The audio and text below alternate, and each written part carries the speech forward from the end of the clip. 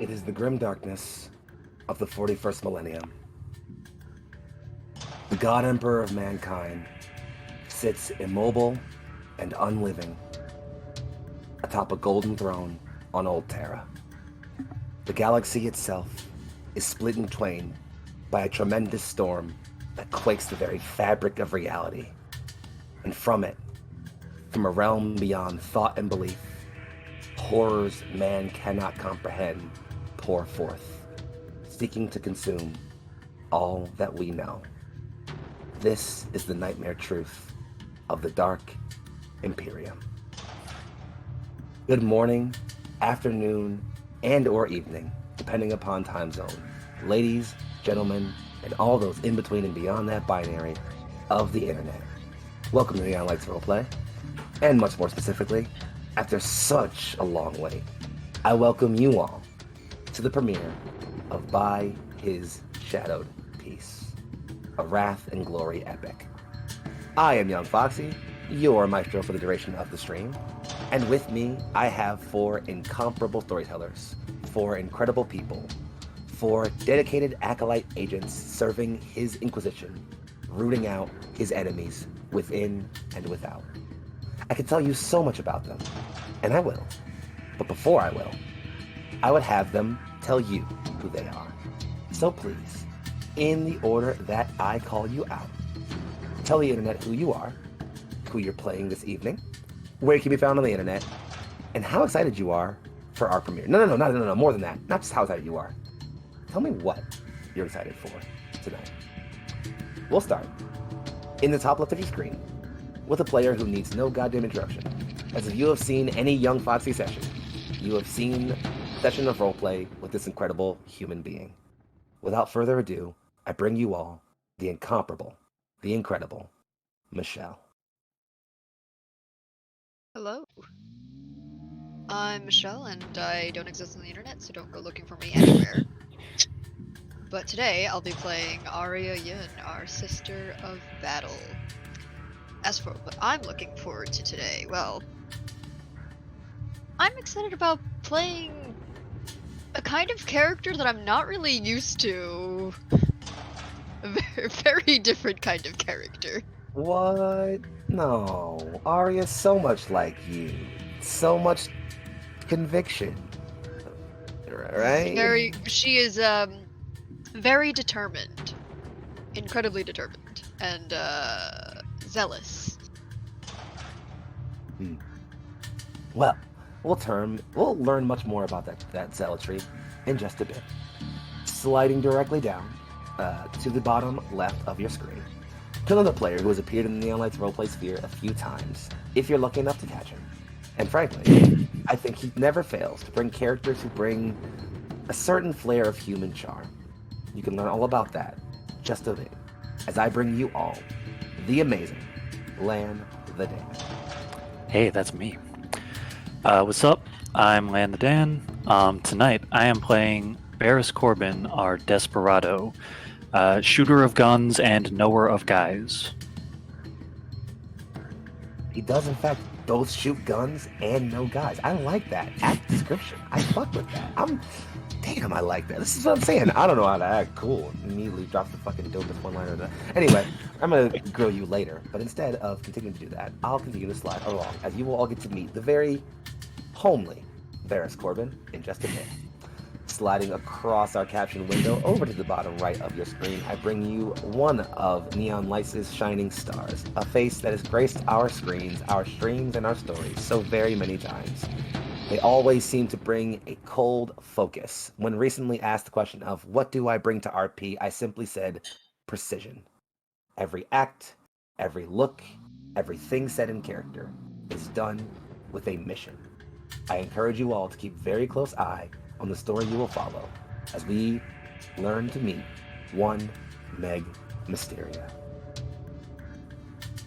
Hello everybody, like it was stated, I am Meg or Meg Mysteria, and tonight I'll be playing, well, further, hopefully, if she doesn't get herself transformed into a demon or something, Laura Talon.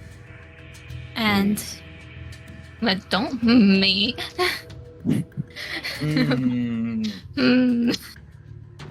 Listen, I'm just saying. Anyway, go on. Respect. You were saying? Listen, it's not out of left field. And what I'm excited for this game is taking a little bit of a back seat and working. Who's laughing at me? Wasn't me. I'm innocent. That's And- just what a guilty person would say. Uh-huh. And dealing with some things maybe not quite seen, but they will definitely be heard. The glory of storytelling is a little thing I love to employ called dramatic irony, which is where I can say to you all and to the cast and to the friends at home, hey, you see this thing that the players clearly aren't aware of yet in character? That'll be fun later. I've been having the feeling maybe it's just a bit of the Emperor's divination. But I'll be doing a fair bit of that when it comes to young Lara. Cryptic note aside, we have, of course, but one last member of this party to introduce. A person whose veterancy in the Worm of 40k world needs no mention. Whose storytelling aptitude, talent, skill, and personality needs no record. Whose ability to make a friend and make that friend matter needs no introduction. And yet, I had to figure out how to do one anyway. So the best I could simply do is shut my goddamn mouth and let you all meet the incredible and the amazing Turk Accented. I'm gonna clip that for later. Hey everybody, I am Turk, or Turk Accented in the dark realms of the warp. And I will be playing Zadkiel Delos. I chose the hardest name on purpose.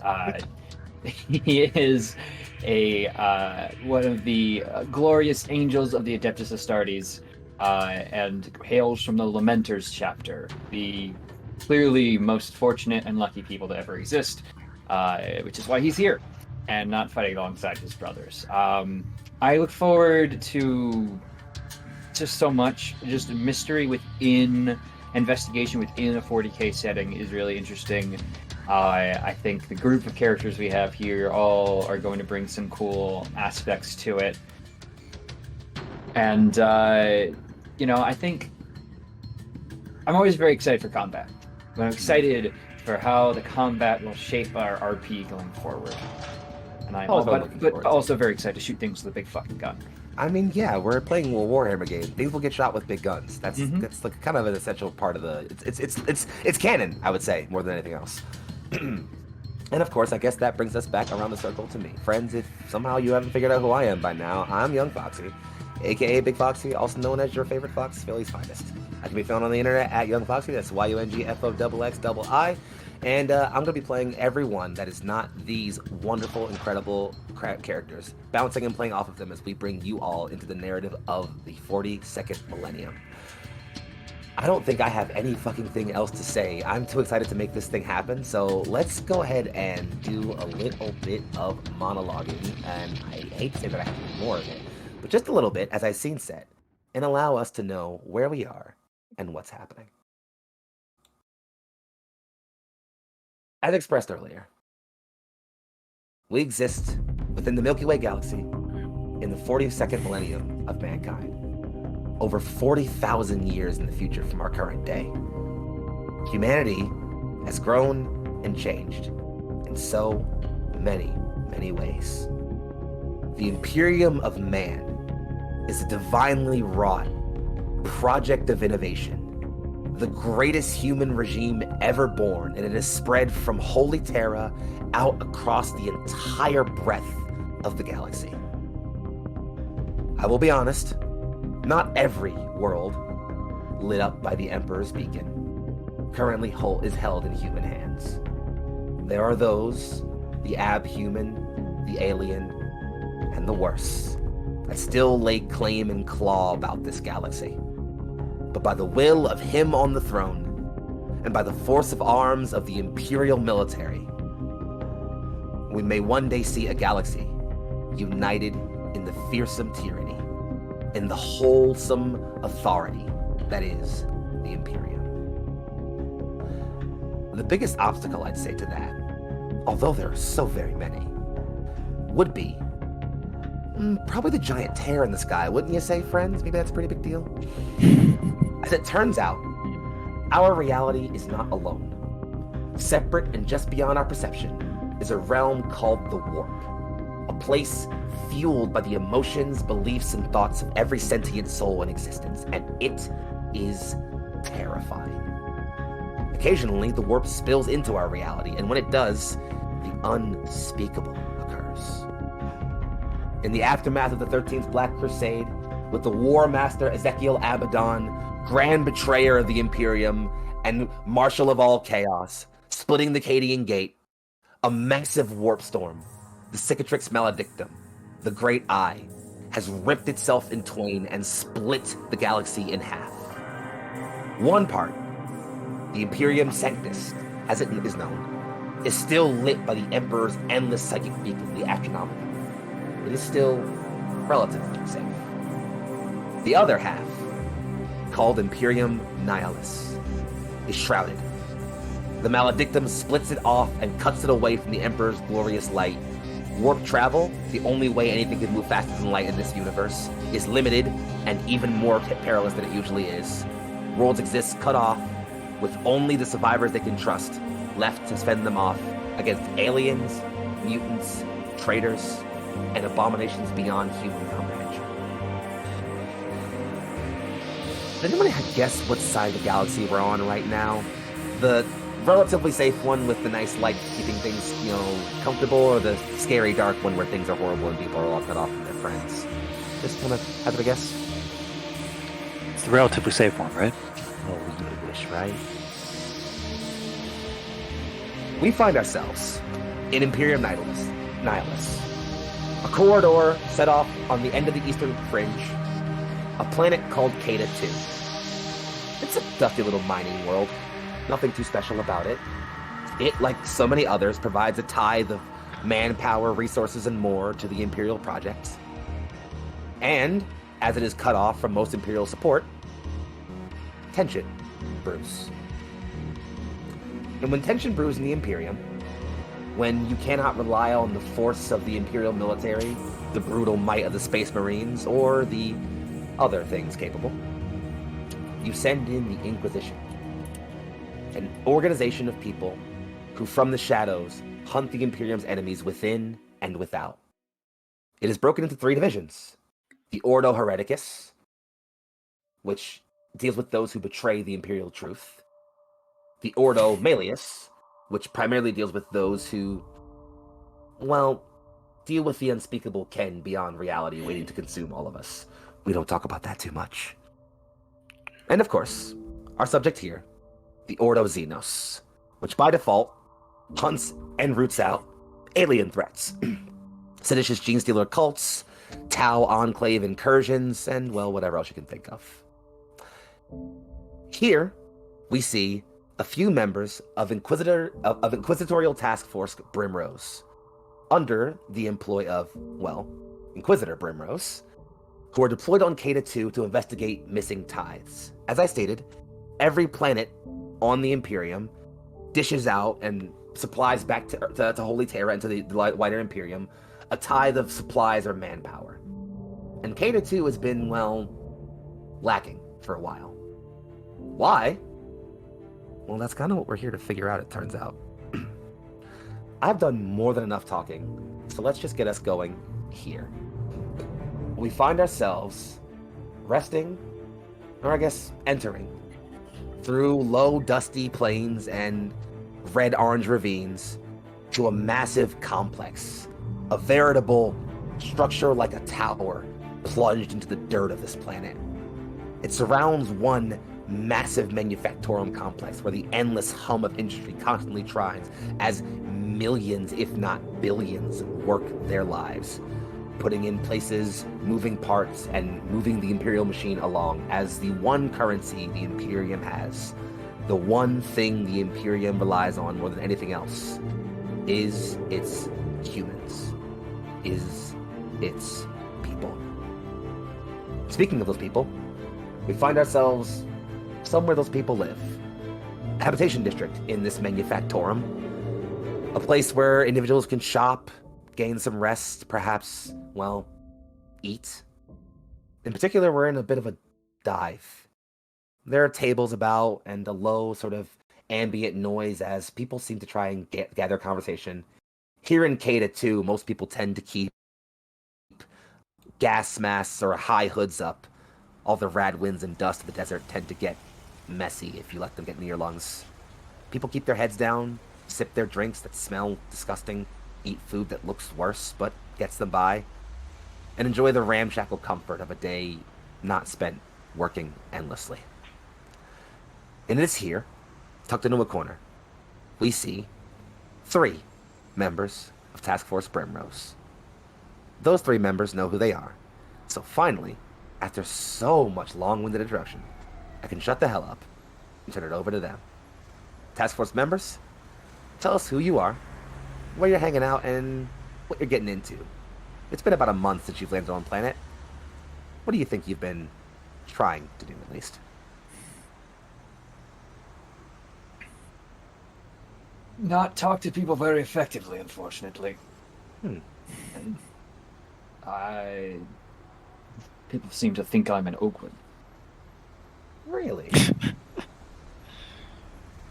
Well, I wonder what that might be the case. As you see, humanity changes as it spreads out throughout the galaxy. There are plenty of people who don't look just like your average human being you might see here on Earth, and while people come in all kinds of shapes and sizes, that only spreads out more throughout the galaxy. Thus, when someone looks around the bar and sees a roughly 8.5-foot tall bulk of a dude covered in... What are you covered in exactly, Zach? Kind of similar desert clothing, but mostly a cloak to, try and obscure as much of the body as possible, because they don't seem to make properly fitting clothing on this planet. Indeed. Well, thankfully, it turns out seeing a giant of a man in mostly fitting clothing, tucked into a corner of a bar talking to some friends, maybe friends, isn't the most weird thing someone might see on this planet. So while you might get some looks, maybe someone looks over and murmurs at a friend while pointing in your direction, no one's confronting or bothering you too much. And, well, you might look like an Ogren, but you're not. And we'll definitely talk a little bit more about that in the near future. It's my disguise. Your Ogren disguise. Mm-hmm. Yes. Anybody else? All right. I've been spending the last month seeing the sights, touring what the town has to offer, and more specifically, keeping an ear to the ground, seeing if I can find or pick up any local gossip, and making any contacts I can with the local that I can find within the local hives of scum and villainy. And as for what I'm doing at this very moment, I am enjoying a drink of the local specialty and remembering a simpler time in life.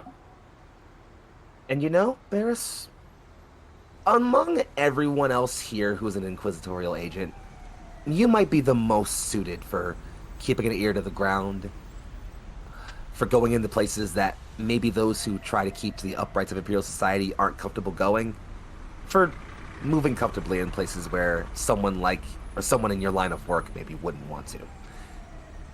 And there's a good reason for that, isn't it? Of course. I'm What from would that here. be? Ah. Quite convenient, then. So as you sit in the comforts of enjoying a drink and being back on your home, it's been a few years. It's hard to tell with warp travel and time, obviously, so you don't even want to think about the actual chronology of it, but it's been a bit since you've been back on your own planet. Turk, you're incredible. And so you enjoy a simple relaxation. And so, if there's nothing else you have for Barris, let us know how you're sort of keeping yourself comforted. In fact, if you want to allow me, I think Barris, you probably picked this place. It's a nice little comfort dive.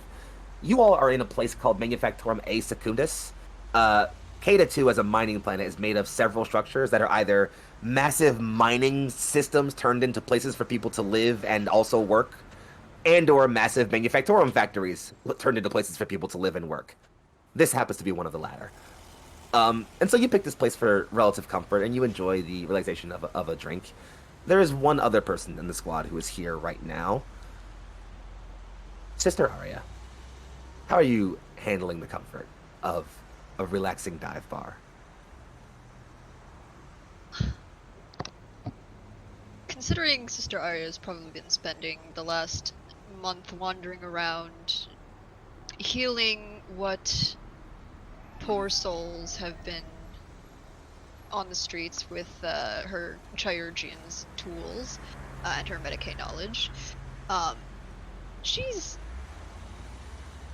with her prayer book open in front of her, just softly whispering to herself the various hymnals and prayers to the God Emperor, while not quite eating anything, but sipping very slowly at a drink. You sit, a book of imperial hymns in front of you, reading from the Trials of Saint Aranea.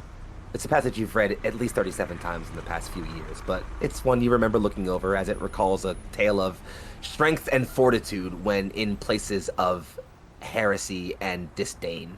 It talks of the way Saint Irenea could move in places where those who hadn't yet seen the Emperor's true light didn't seem to care for it, and how her pure radiance would inspire those who seemed lackadaisical to work harder, who seemed impure to seek piety.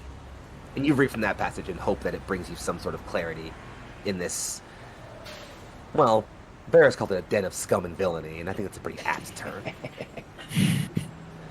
Otherwise, the three of you sit, quiet and comfortable, relaxing and looking around as, well, other than your general looks, general investigations you've been trying to do, Barris, you've been having the best luck about, as far as finding leads about criminal underworld things, and we'll talk a little bit more about those in just a little bit, don't you worry. But you were all told to meet up here with someone for a pretty specific reason. Anybody remember? We're getting a new teammate, aren't we? That said out loud to your friends? No, that was to answer your question. Oh, I know, but I was trying to see if I could do a transition into live conversation. I was doing a thing. Go with it. I believe this is the place we were assigned to acquire our reinforcements. Praise be. If Any they idea prove when they're that. going to show up? Or you provided with the time. I thought he was going to tell you. With the grace of the Emperor, surely they will arrive within. Indeed, sister, but we waste time here. There are further investigations we must commit to. Have a drink if you're bored. Here. And Barris slides some of his mogo over to Zacchus. I gotta know, Barris.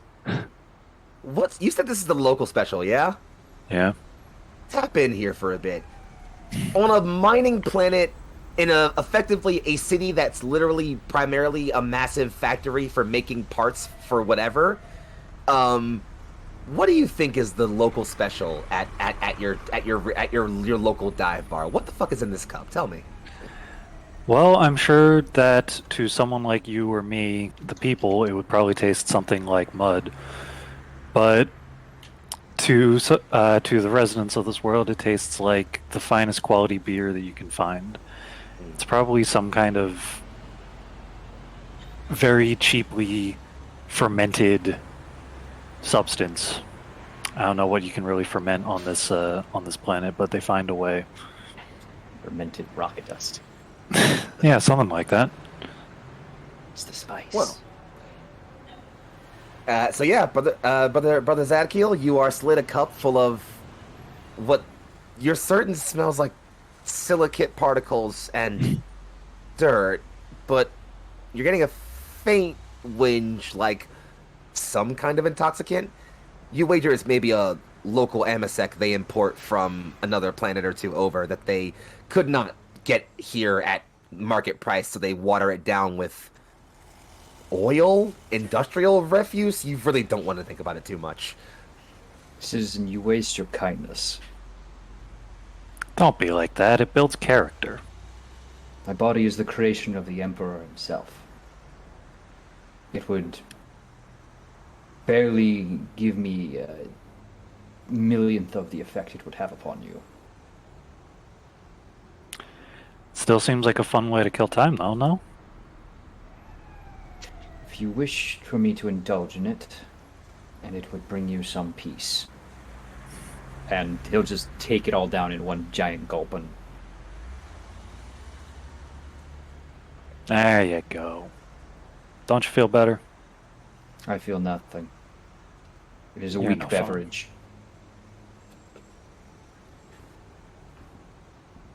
Fun. It is, as you are sitting here and watching the two of them discuss beverages, Aria, that you, as the person kind of sitting most facing the door, notice, that there's been a decent little back and forth from pretty much everyone, honestly, because people come in and out of here, but the door's open, and someone who just, it's hard to say because you don't like to judge, obviously, and you wouldn't really know that well, but something about the way this person walks in just kind of gives them an impression that they maybe don't belong.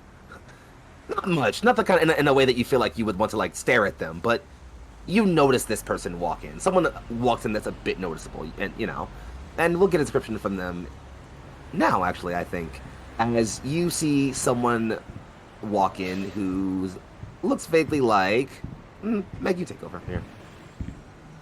So, woman that walks in, it's almost like an odd glide, and as you look at her, their pale green eyes and fiery orange hair that spread down in locks across her shoulders past the high collar of the Imperial uniform that she is wearing.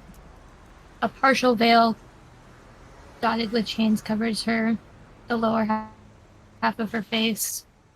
And as she looks around, maybe that misplaced odd feeling is just that she doesn't seem like she should be in a place like this. A battlefield, an underground tavern, what have you. Seems too delicate or frail. But she turns to the corner and it almost feels like piercing eyes reaching into first you and then Varus and then Delos. And a soft voice in the back of your head, it goes as she nods her head, says, "It's a pleasure to meet you all." Again, this is in the back of your head. And this Can we new help you? entrant, this new entrant's obvious to all of us, right? I would say Arya definitely notices first, but I think as she clearly approaches and just turns straight to you all, it's like a, "Oh, hi, new person." I think you're gonna send the message, and then Zadkiel will smack the table, which I won't do here because it's gonna shake my whole damn setup, but maybe I will. And stand back up to full height. Speak the Emperor's true language, or banish yourself from my mind, witch.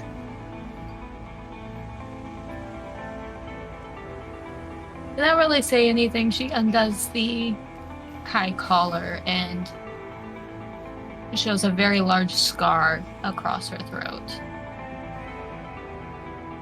before buttoning it back up. I'm sure you can understand. And I'm sure you understand the creed of the Nicaean Council.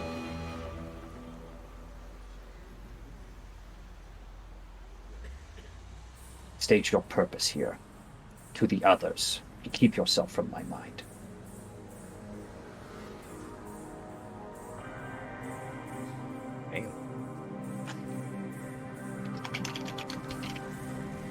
If you do not wish to speak to communicate as a teammate, then that is fine.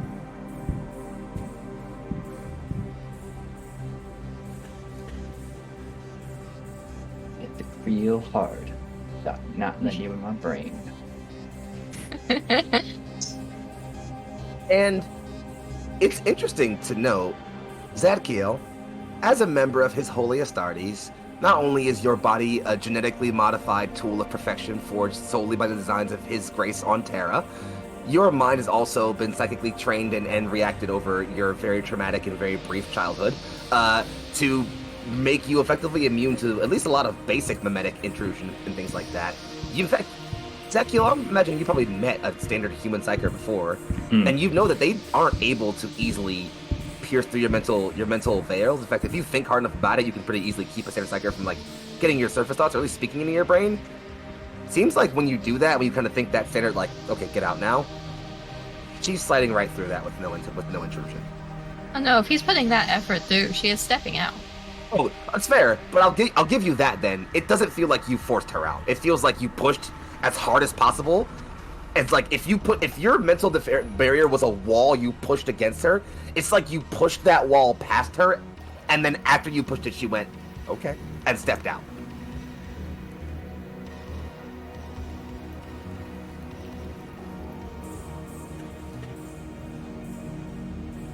It's a pleasure to meet you, sister. Sir Corbin. I hope I didn't keep you waiting long. May the God Emperor save your bitch. And who are you exactly?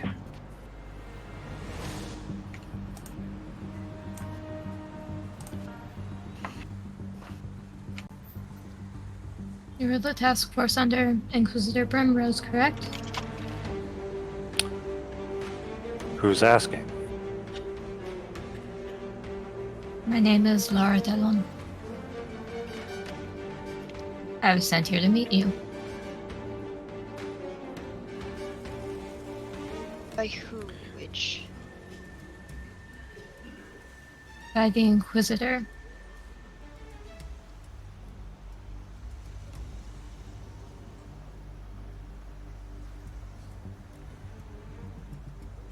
I understand, sister, that you do not take kindly to people like me, but I would appreciate it if you would stop calling me a witch.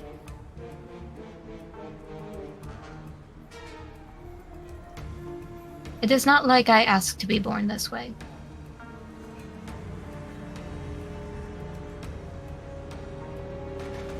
Much like, I'm sure, your friend here didn't ask to have what was done to him. And you turn your head just to see, like, Yeah.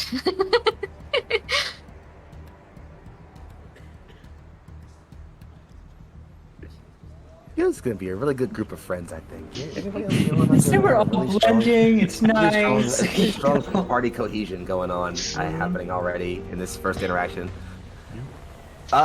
However, you all are able to think about it, and you do definitely remember that you were told you'd be receiving some esoteric assistance from another inquisitorial acolyte, and Lara, you would know that you have a seal, and in fact all of you have a seal of the Inquisition, which is not the kind of thing someone can easily forge, that if needed to, she can easily very quickly flash, a bit of, so that nobody else could see, that you all could see, so that you all would know. Not a joke. She's the real deal.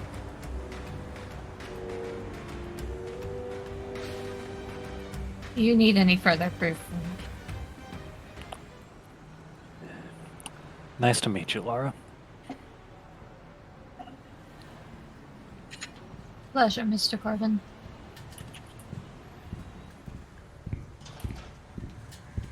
Then I shall keep you in my prayers to the Emperor, Laura. As well as the Inquisitor. She offers just a slight bow.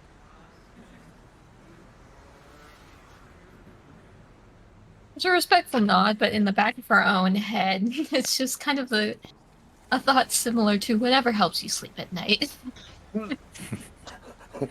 I did, ho. Mind your fucking business. Anyway, Are we privy to any of these Like, how much of these thoughts are we privy to? Like, That would, I would argue, be entirely up to Lara, as she pretty much has full control when it comes to the mimetic link you have, as she's the only trained psyker here. I think the link would include Laura, Aria, and Baris because Zadkiel asked to be removed. Being a little stinky butt. Hey, it's a big stinky butt. 8-foot tall stinky butt. Pretty stinky butt. Yeah. Very Emperor's stinky fine- and very Emperor's butt. finest stinky butt. Okay, enough. The Emperor sends his stinkiest butts for his toughest task. Please stop. All right, It hurts. we have Zadkiel will like look over the group, and we have Tally here for too long. We have to be about our business and investigation. We should be on with it. And Arya will stand up. It's as you all stand. Anybody else? I'm assuming you all are gonna stand and try to make your way out. I was already standing. But Fair yes. enough. Yeah. That's right. You did do the fist Also slam. to already stand up. standing. So Like, it's dead quiet for probably a little bit, and yeah, continue. On. Give me 1 sec. Okay, fair. So you all go to make your way out at that point. You finally rise, you leave your drinks, you cover your tab with a few thrown. Currency is very strange around here, but you find that at least in this manufactorum, thrown gel, a small coin-based currency, works perfectly fine. You all step out and go to leave when you find that a sort of a beeping ping is going off on. You all will be given a communicator device to keep up with, to tap in with your Inquisitor only when you have time and it's secure to do so. Which of you do you think would be entrusted enough to do that? likely not me, as I am the newcomer. I see a hand from Zadkiel. I think if it I'm wasn't, raising my hand, but I think my camera's frozen. yeah, your camera's super. Yeah, that's fair. If it wasn't going to be Barris, it would probably be Zadkiel. No offense. Okay, I think I'll let it be Barris in this instance for now. And so Barris, as you're all stepping out, you get a sort of a sort of, you start to notice like a sort of device you keep clipped to your belt is beeping. You would all know that like when this happens, you typically want to step somewhere where you're not in public eye so that you can actually communicate with your Inquisitor. And it's as this is happening and you all go to find somewhere secure that we're going to kind of step away and find our first break to allow our cast to recuperate after their first interaction, which again, swimming. I think they're going to be really good friends. You all think so? Let us know down in the chat. Thanks for hanging out with us, by the way, friends. It's been a really good time. We'll be back in just a few minutes. Don't touch that dial or that browser, and we'll return with a bit more of By His Shadowed Peace. Thank you. Thank you. Wait, where'd Meg go? And we return to tonight's episode of By His Shadowed Peace. Where last we left off, the party had stepped away, giving themselves a moment to investigate and to get back to their investigation. When it was believed, they were contacted. They were stepping off to find a quiet spot. There's a small little alleyway right next to the dive you were just in that people don't seem to go down. I'm not going to make a state on the level of crime on this city just yet, but let's just say that people don't walk down alleyways by themselves or even in small groups unless they all have guns. In any case, you all step to the side Sure. and find yourselves in an alleyway. As Barris sees a blinking communicator, which he taps, and sees a full hollow display pop up. It's not a one-to-one size. You see about the rough quarter of a room. In fact, you can sort of tell by the look of the area that it's actually the command deck, the command and observation deck of a cruiser, of a ship. In fact, it's a Gladius class corvette, which you have been living on for the past few years before you got back here. You would all know it as I had its name. Give me 1 second. It is the Truth and Damnation is the name of it. So, as you all see the command bridge of the Truth and Damnation and a large throne, At that throne is sat a finely dressed man, darker skinned, who sits in imperial robes. There is the symbol of the inquisitorial rosary, that blocky eye with a skull in the middle of that, set about his fine coat on either side. The coat is open and his arms aren't in the sleeves. So he's sort of tucked, leaned back with a fine dress shirt. He has a cigar in one hand, which he's sort of pulling from as he's talking to you all. And he leans and runs a hand through her hair and just... Evening, Acolytes? Is it evening down there still?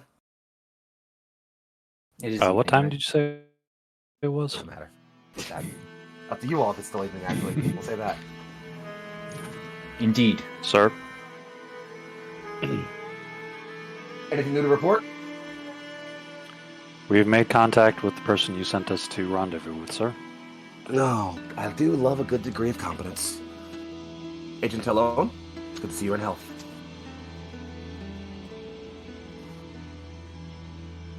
I'm sorry, is he in person?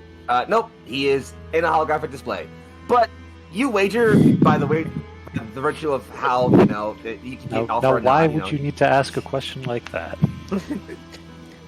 Hey, no. hey, you want to hold this L, witch?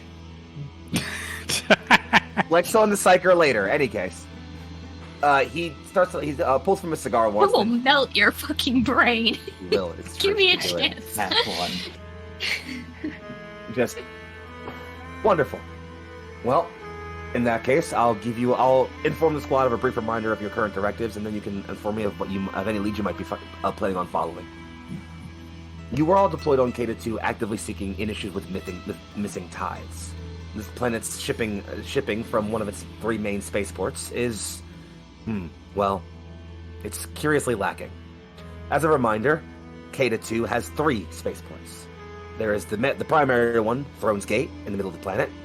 Its southern one, Trentus, and its northern, Arctus. Arctus, currently, appears to be a bit damaged. I don't have any more information than you do on that right now, unless I've gathered anything, but we're currently trying to find anything about that. I won't mince words, and I'm sure you who have had time on the planet will know this by now. Kata 2 is not searching for those who are uniquely enterprised. It's a criminal hellhole down there. So, we are not lacking for suspects, which is where you all come in. Thus, if you could please, tell me something I'd like to hear.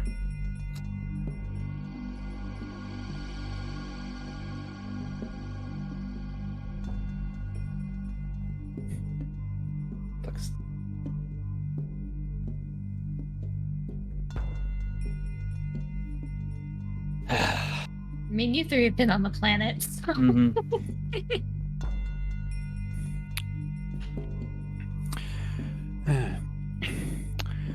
Well, I can go ahead. I've established some contact with 2 workers who have knowledge of one of the northern spaceports, or one of the northern. They have knowledge of the northern manufactorium habs, and are familiar with the workforce at the spaceports in the area. It's possible they may know something. Mallow and Shez. You can see him vaguely nod to someone who you can't see in the holo display. A small holographic console pops up on the side of his sort of command throne. He scrolls down it. Mallow Tareem and Shes Van. They're shipping workers, contractors.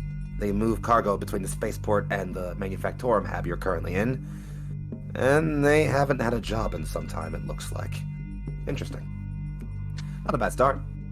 I like your intuition. Anything else useful? I've got some contact. I've made some contact into the criminal element in the area as well. I've managed to make the acquaintance of one of the pushers from the CP-12 cartel. Well. Entrenching yourself in the local infrastructure. You'll make a fine agent just yet, Barris. That's why you brought me on the team, sir, is it not? Helpful to have the reminder. Well, those are both fine places to begin, but I recommend starting small first. No reason to have guns pointed at us if we don't have any reason to, so begin with the 2 workers for now. Ask them whatever you can. If anything, they've worked at Arctis, so they should have some information helpful. Yes, sir.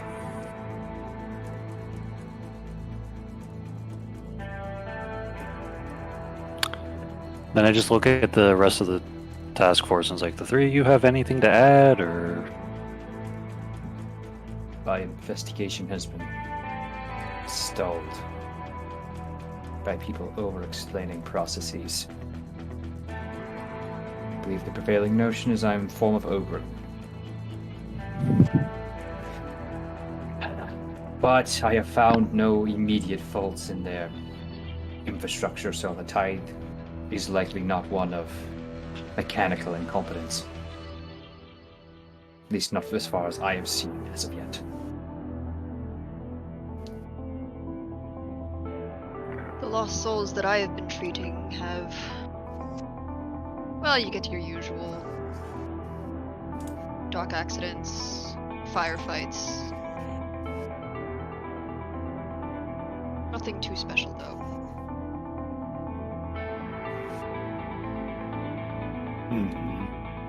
Those are all fine leads, which means we have multiple directions to move in.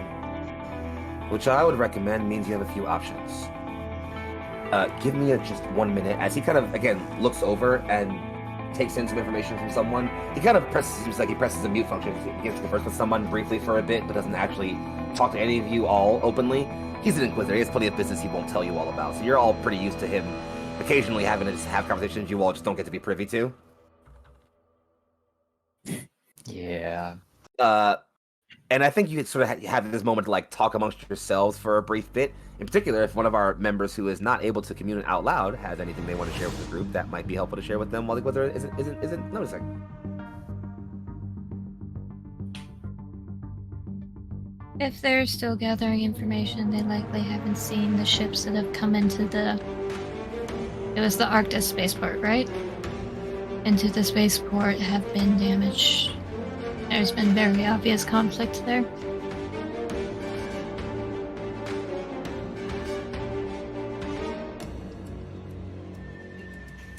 Explains All the of them. injuries that I've been coming across. Might explain why they haven't had a job up there in a few months. Lara, you'd also know that your time on the planet has been different than everybody else's here for various reasons that aren't important right now. But you would know that, at least decently recently, it's been a little bit harder for someone with civilian clearances to easily get to Arctis Spaceport without having there are checkpoints where, guards normally check for your ID badge and for certification of work or trade, so you can know that they know the contractors and people who are going to the port are usually going there on business or for a good reason. And normally you've noticed in your time that sometimes those places just aren't even manned, the guards aren't even there. They've been manned and checking people a fair bit more stringently. It wasn't easy for you to get to the spaceport to see this. But yeah, as you mentioned, it's not every ship you look at, but occasionally, here or there, a ship comes down and looks a little damaged. You likely also aren't seeing people having work because they are barring civilian access. Something to hide, no doubt. You can't hear shit! I don't know. You've been removed from the group call. Good. Never You left mind the then. group chat, boss. You left the Skype call. This Good. was your decision. Never mind then. I just wanted to check then. It was a test. Discord disconnect sound. He just said that out loud because he felt like it. Mhm. Badoop. Well, if somebody else communicates that, that's theirs. But you wanted me out of your head, not in your head. Good. I wanted this. No. So as your Inquisitor still seems to be talking, I'll leave you all with this. It seems like you have a few leads you can follow. You can easily go chat with the 2 shipping workers that Barris knows. You could maybe possibly try to investigate the criminal underworld and one of the cartels that's supposed to be on the planet. You could try to investigate the spaceport itself and the crew reports. But the other thing you're thinking, and you all know this from being on planet long enough, is that if you want more info on the ships and the damage to the ship, you could go to the spaceport itself. You could also try to go to maybe like a not a manufactorum, an administratum depot, and see if you can get some info on the supply run crews or some things like that. This might be difficult, but you could possibly try to get your hands on some information like that.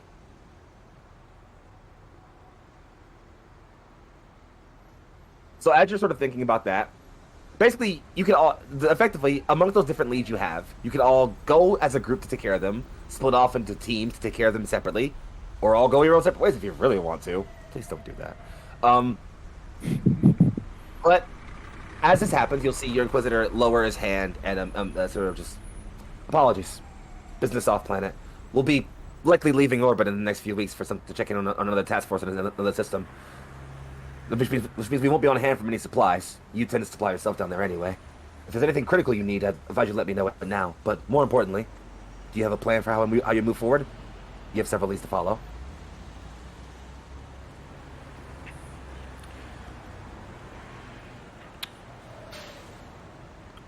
Personally, I think our best course of action is to investigate the crews of the ships, or the crews of the ships that have been coming and going. Arcturus is a weakness. It must be remedied.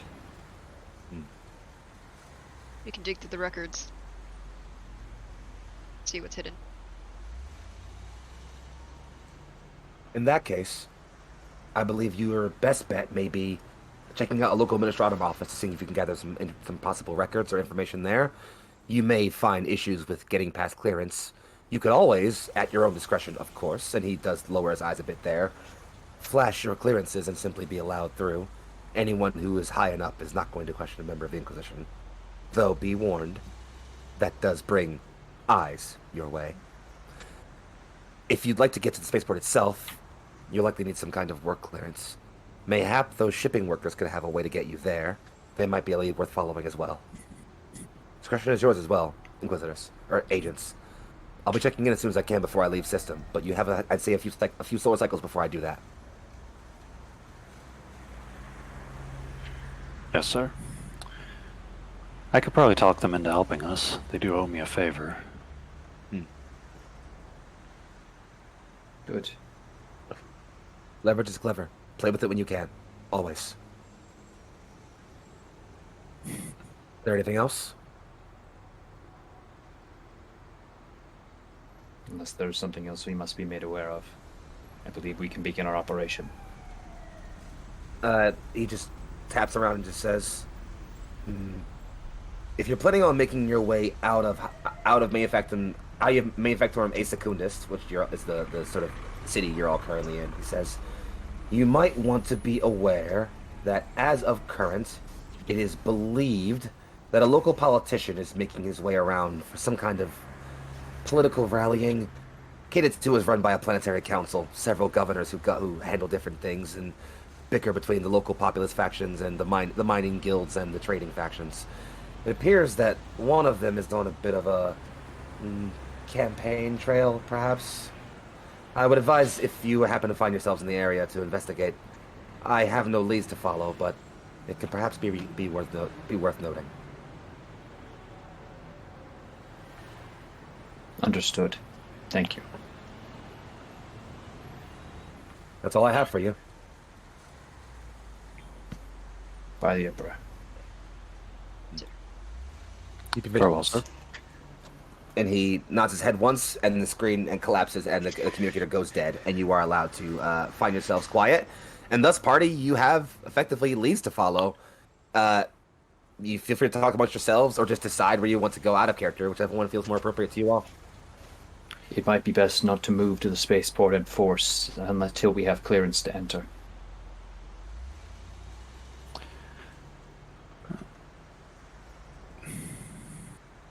Do you think you might be capable of securing us passage from your connections, Paris? I'll see about shaking them down. It might help to have one or two of you with me, just for to be extra convincing. Do you require me to act, as you say, the muscle?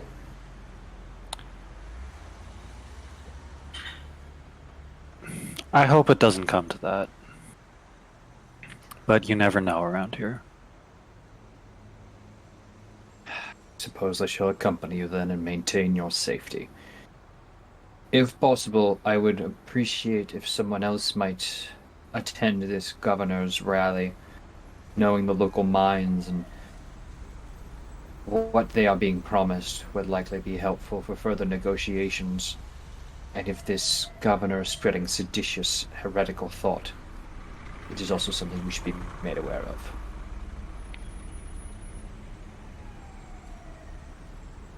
Then I shall I go, have my lord. been. Laura? I was gonna have her say that I've been eyeing the politician. I can go and oversee it. If you mentioned going to the administrative depot, if you would rather go to the politicians, I will go to the depot. I would prefer to head to the administrative depot, but in the interest of preventing the spread of heretical words, it is perhaps my duty to accompany you and check with you. Then I wish you strength, sister. Of course, my lord, thank you. Me too, if you're going to be getting involved in politics. So, sounds like we have a three-way split. Zadkiel and Barris are off to go see if they can get in touch with the two shipping workers whose names I keep forgetting constantly. I'm gonna get them down. Mallow and Chess. Mallow and Chess. There we go. Totally So they're didn't gonna go- have that up in front of me. No, I appreciate you. He's gonna go hunt down Mallow and Chess. Let's see if we can get in contact with them. Aria is headed off towards to go get a look at the supply depot and see what's going on. And we've got Lara going to go look at the politician rally that might be happening around. I think both of us are going to the politician rally. Okay, sorry. Okay. No, okay. That works perfectly then. Cool. So, let's do things this way. Right? This is I'm right, yes. Michelle. Okay. Cool. Let's handle it this way then. So here we're gonna split this two ways real quick so we can handle this pretty succinctly. Barris and Zadkael, as you're all traveling the streets kind of together, we'll let you both sort of play out things quietly. And I'll ask you, is there anything urgently you guys want to be doing while you're trying to get in touch with these guys, or you're just looking for them specifically? Looking for them specifically, and also imploring Zadkiel, whatever illegal activity he learns of these two may be committing, please do not take any rash action. There's a nuance to this. I need, if I lose these relationships, we lose a month's worth of intel. Please be cool. There is no nuance to the Emperor's laws. But if by maintaining a degree of familiarity with those who have committed crimes against his most holy word, to find those who have committed greater sin, I will permit it. But do not push me on this. Now you're getting it. The two of you say this just as you walk by and see off to your side, you see a man who appears to have a very, very small collection of personal goods he is selling. They appear to be small metalwork pieces he's taking from extra spare junk forge parts and just kind of bent them into little jewelry pieces and things. And he's kind of got a little sign scrolling offering them. You can see that as you're looking at him, two masked and fully gas masked guys people walk up to them.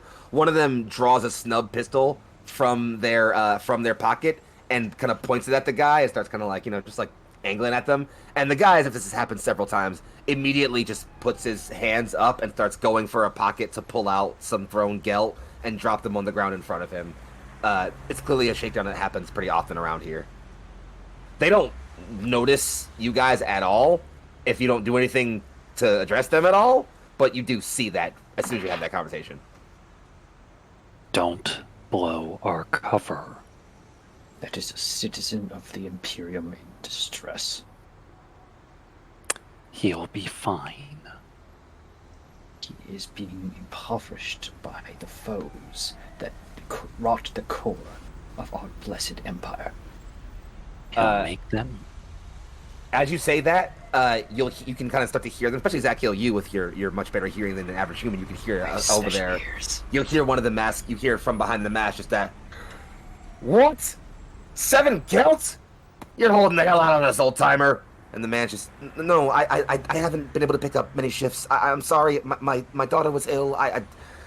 Things are difficult, and they cut shifts every other month, and he's the guy just whatever and snatches all the coins off the ground, kicks the old the stand over so all the jewelry pieces kind of fall to the ground and clatter. The old man goes around and begins to kind of try to pick them up, and the two throw curses and begin to walk away.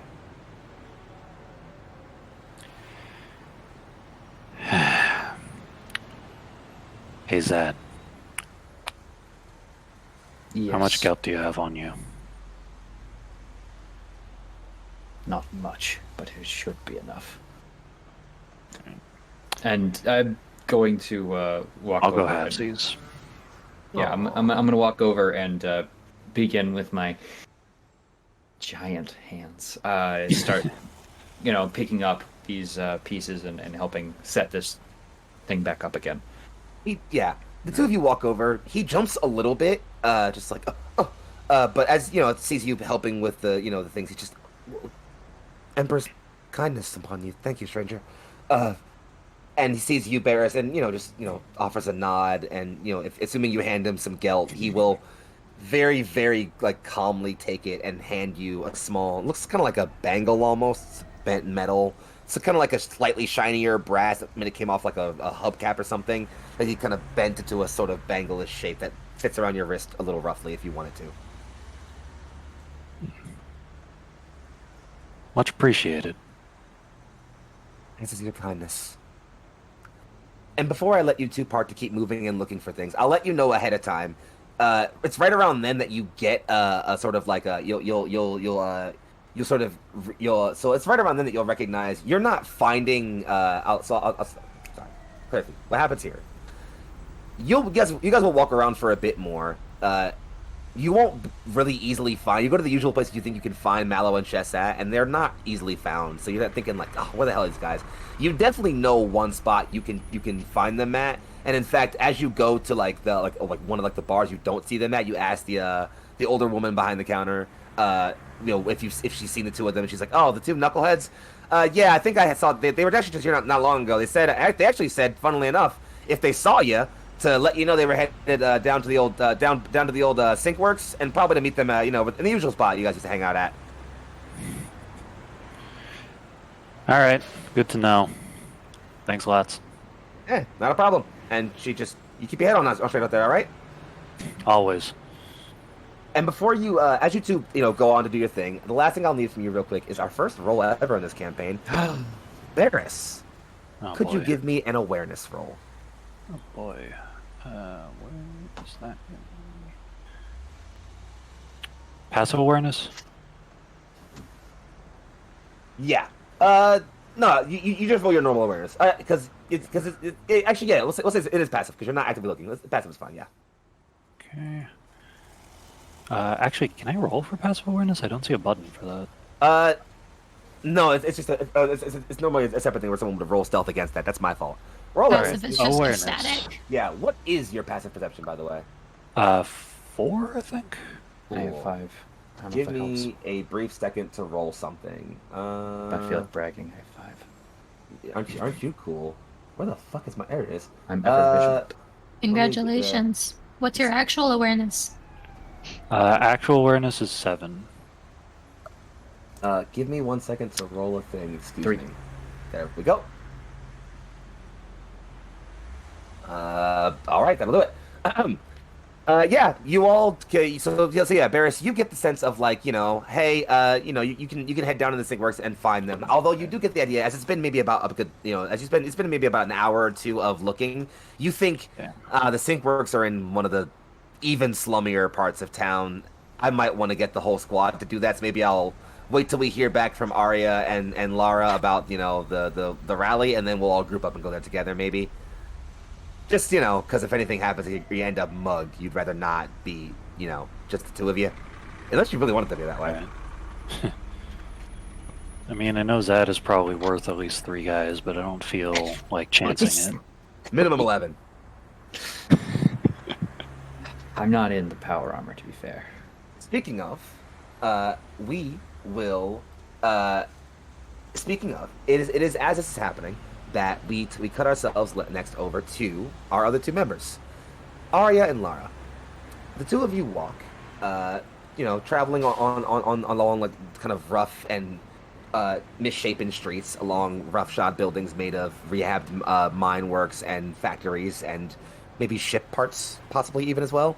Kata 2's Manufacturer A Primar or A Secundus is alive with the veritable hive of motion, especially the area around the primary manufactorum entrance. It's the place where people who work in the primary manufactorum come in and are sorted as they come in and out for their shifts, which are usually minimum 16 hours. Yeah, the Imperium sucks. Speaking of that, you'll notice there's a massive crowd outside of that as you approach, and there is an elevated stage where an individual is on that stage, and you can see large hollow projectors. They flicker and fail constantly, but when they are solid enough that you can see, they are projecting this person's face and upper bust live as they move around back and forth, looking at people. It seems like they're not speaking just yet. They are calmly just walking back and forth, occasionally offering a smile or a wave to someone who looks at them in the crowd. Sometimes someone will like call out to them, and he'll look in that direction and offer a wave. The man himself is he is slightly. He's darker skinned. A lot of people on this planet are. It's a desert planet, so a lot of people are fairly darker skinned. He's not portly, but certainly a bit stout. He is wearing a finer dress that you've seen. You've seen plenty of people dressed very nicely here, at least some people. And while he doesn't look like he's the picture of of nobility, he does look like he's dressed nicely. He does appear to be slightly older, but definitely not old enough to have been through any rejuvenation treatment. So he's not elderly just yet. He does walk, and as you two approach. Before you two approach, actually, you kind of slightly come across as you're walking, and you all kind of settle in. I'm assuming you kind of walk over to this crowd as you notice it's definitely the rally that's happening. And as the two of you walk over, you sort of find yourself standing next to, I must admit, as rear of the crowd, you find yourself standing next to a man who's leaning against I guess a person. They are leaning against the wall. They have a sort of like crop of dark purple hair tied back into a ponytail and a few tattoos on around their body. They're just kind of sitting and watching this and just to think, on a day like this, we get one of the big shots popping up. Look over at you. Look over at the two of you. Wild, huh?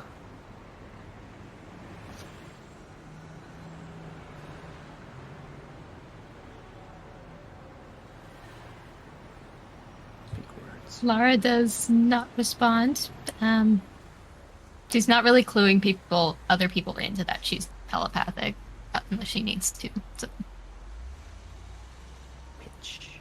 Zay looks over and just kind of a slight nod of acknowledgement. Just y'all ain't heard. It's I mean, listen. I don't know if you can tell. It's only really known to us on the up and ups of society. They say fluffing the collar of their very, very dirty industrial shirt that clearly shows they're a factory worker and not someone on the up and ups of society. But there's a lot of political tension dwelling on up here on Kata, and you could get the sense this is maybe the kind of person, and maybe you all wouldn't get this as in character as not the most social people, but out of character. You know those people who like clearly know one thing about politics and will make any conversation about it so they can clearly talk about that one thing they know about politics so they seem really smart? This is one of those people, very clearly. Of course I know him. He's me. Aria has had her nose in her hymnal for the entire time and sort of just looks up and No, I am not aware. I am Emperor's kindness to you. I have been studying for quite a while. What? Please excuse me. What were you saying? Heh, you from the Scala? Awful uptight. Slip some high Gothic in there? Jeez, I'd straight my uniform. Any case, look, I don't know anything super special about it, but from what I gather, there's a lot of, well, political turmoil. What with the, planetary council elections popping up sometime soon? I mean, listen, we get all kinds of canvassing and campaigning, but, well, I don't know. Things have seemed spicy this time. Everyone's saying, I got a guy who works over in a bureaucratic office. He says, recently, classification on documents has been going up 3 grades, even for minor shit. Politicians are tight fucking lipped, not saying anything. If you aren't part of someone's direct faction working over the hive that they govern, no one's telling anybody anything. I don't know what the hell it's about. It's weird to me get someone this big and important popping up, getting all uppity. I have a question. Go. You said we're kind of at the back line. How far away does that put this politician? I'd say about... It's a decently big crowd, but it's also a pretty busy industrial day, so a lot of people are still moving to clock in and out of their shift. So you're probably a good 150, maybe 200 feet, unless you wanted to push closer. Hold on, I have to do math. Go ahead. I think Aria will respond with a, "Oh, thank you for enlightening me. I was not aware. I've been studying for quite a while." So listen, in that case, I'll give you any kind of, again, puffs color a bit more. I'll give you the skinny then. Here's how it works. Well, it's kind of complicated, but see, there's like guilds that work on selling stuff and like hauling stuff around and off the planet and such, and they're like big wigs. And then you got the guilds who are like the mine workers and the factory owners, and those guys they tend to, I mean, I guess the big wigs too. But like it seems like overall, at least what I'm starting to think is there's secretly a cabal of Xenos. I had a cousin talk once, right? There's a guy. You ever heard of this thing that happened a few months ago? There was a security barge, right? Said they got hit by this weird chunk of space debris. A couple people got real sick, went home like nothing happened. But ever since then, people have been saying shit's been getting weird around a couple of planets. I don't know anything fucking about it, but if you ask me, there's some weird hyper-aware Xenos who have a fucking coup, who are going to secretly overthrow this planet and use this to take over the entire sector. And at this point, Aria, I'm not gonna have you make a roll. This guy's a goddamn conspiracy nut. There's maybe about 15% truth in the things he's saying right now. While that is happening, I would like to move closer towards the platform. That's fine, but before you do that, yes, hello. You've all unlocked your first clue. Ooh. A clue. Here's where I allow the audience at home to know how this section works, how this campaign is going to function. This campaign is split into 5 acts. Each act will contain the following things: a number of clues, which I will reveal to the players when they unlock them and have them in our Roll20. After every clue has been gathered in an act, a reveal will happen, which will push the plot forward and move them along in the story. After all those reveals will happen, after the reveal happens, a twist will occur, which will move us into the next act. They have thus unlocked the first clue in Act 1. When they have unlocked all of them, we will move into the next act of our story. This is why this mystery campaign of mine has been so very, very hard to organize and figure out. The pace is set by you all. Well, that's a mistake. As you ponder that mistake, would someone like to read our first clue? Yeah, sure. Just let me pull it back up. It should be epic. All right, tight-lipped politicians. Recent political events have led to planetary councilors and many other members of the political class only sharing information on tithings, census data, and other gathered info from their own records among their own factions. It appears that many are fearing the manipulations and scheming of others, especially as the power balance between the trade and mining guilds begins to tilt. with that information gathered, at least you reckon that's probably the 15% of truth you could gather from the spirits that you just talked to. Aria and Lara, the two of you move further in towards the crowd. How close are you trying to get? At least 30 meters. Okay. It's gonna get packed. There's a pretty serious press of people. Y'all are gonna maybe be hard pressed to stay side by side unless you take some effort to do so. I think Aria, despite not is going to do her best to at least be nearby where Lara is.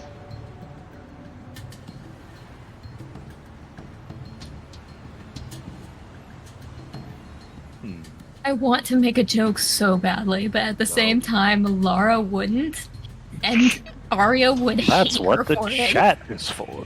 it. Can't be a type flip when you can read their minds.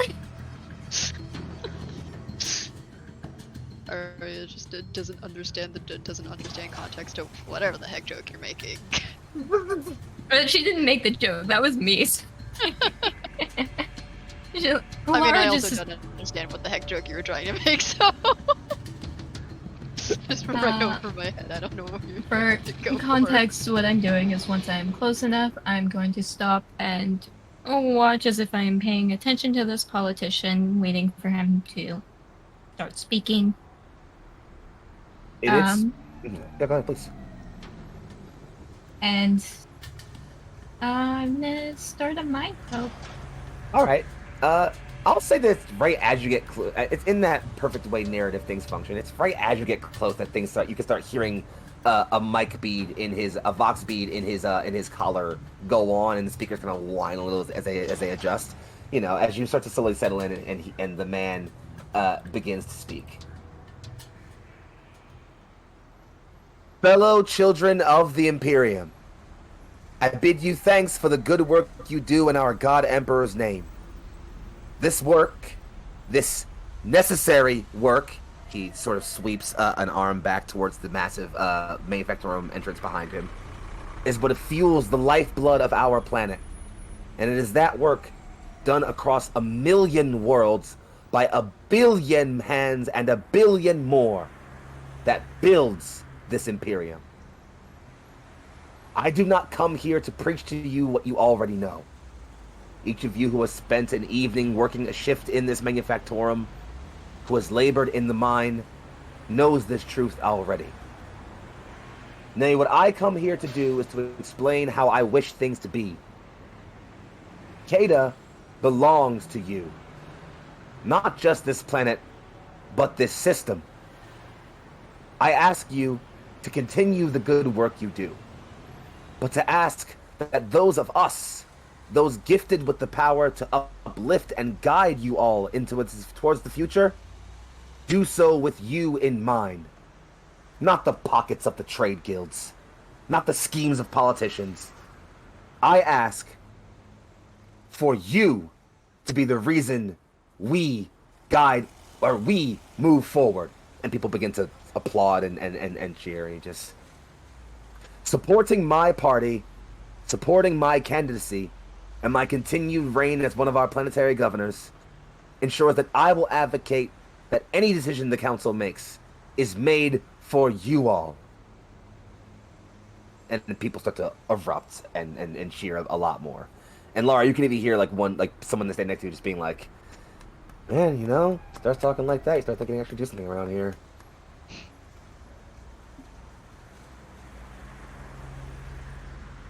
Stay And then next to the side before turning our attention back to the stage.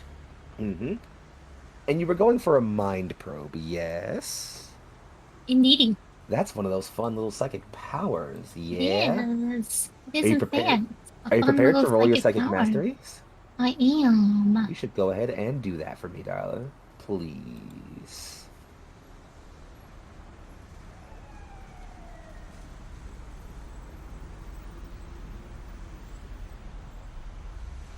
I'm double checking the successes rates. Four is four, five is four and five is one success. A 6 is 2. If your wrath rolled a 6, let me know. 2 is a 6, the wrath was a 4. Cool. So then you got 5 successes total. When what's your 2 your successes, the wrath die was a 4. power? Okay, so 2 Sorry. successes. And what's your power level for mind probe? It is based on what power? Yes, pretty sure.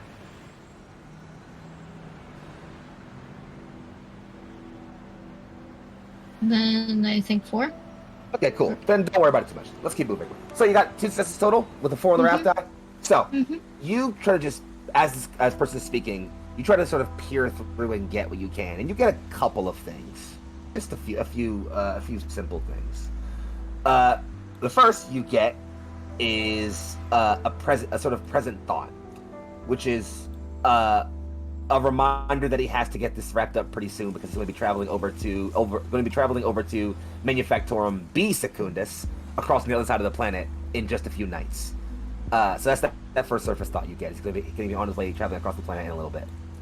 The second thing you get is a sort of feeling, which is that Lara, politicians are not a thing you're foreign to. People say things and don't mean them. You're not getting that from this. As this man is saying the things he's saying, sure, he's clearly fluffing it up a fair bit to impassion, the everyman. But he means that he wants to empower the people of Caden, too. Clearly. The last thing you get is a memory. You get a man. You get eyes. You see through someone else's eyes briefly in the past. As you see a man look at a woman, darker skinned, long hair. She looks with sadness and a sort of forlorn, but then hardens. She turns quickly and walks away. And the man kind of pulls himself out of that memory immediately. As you go to push for anything more, the last thing you get is a name before the crowd's noise picks up too much for you to be able to maintain your focus. The name you get is Orme Uten. That is ORME OTUN. May Udon. Oh, yeah. So that's how that's gonna go. Yeah. So there's. Okay. So the ends as the rally kind of comes to a close, and you recede back more out of the crowd. Oh, also, Doing a bit of a scan across to see what people are there, but sorry, audience, you don't get to see the cool art, but I got a picture. There you go, friends.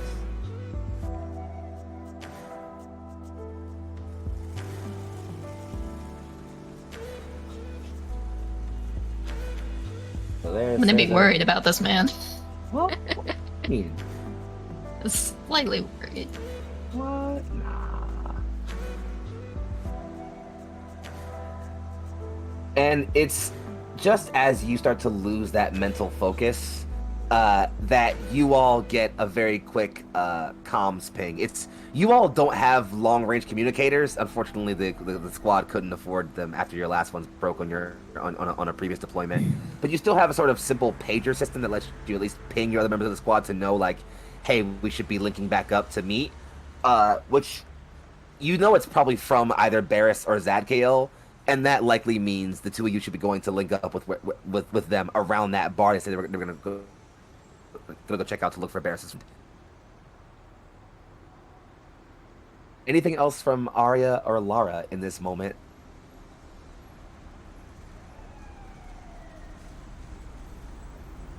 Just oh, sorry. ahead. Oh, it's just we should head back, Laura.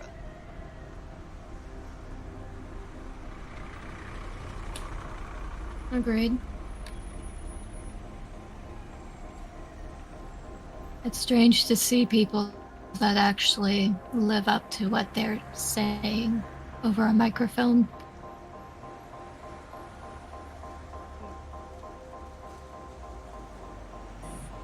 Well, those who follow the light of the Emperor do tend to do good things.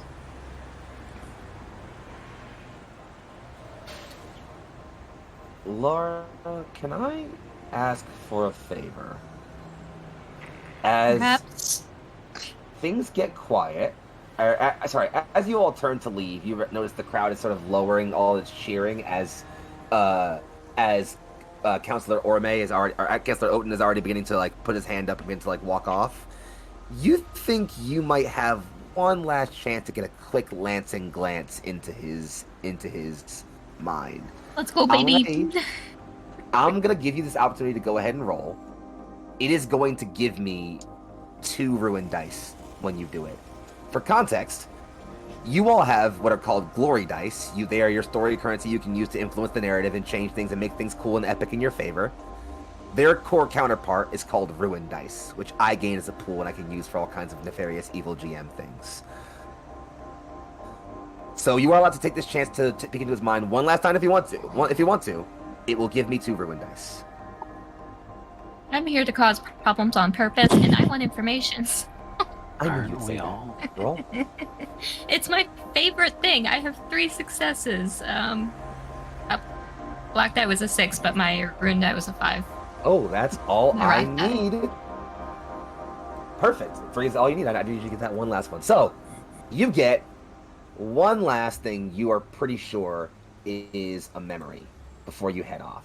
It's hard to piece through, not entirely easy to understand, but it's, once again, you are see through the eyes of someone else who you are pretty sure is Orme Uten as you're looking at this man. You sit in an office desk, you look down at a document of some kind. It's hard because you're rough figuring out Imperial documents sometimes for reasons that will become clear at some point. But you wager it's some kind of supply list of some kind, perhaps a roster or an important document of some kind. It lists different things, transit shipments of some kind.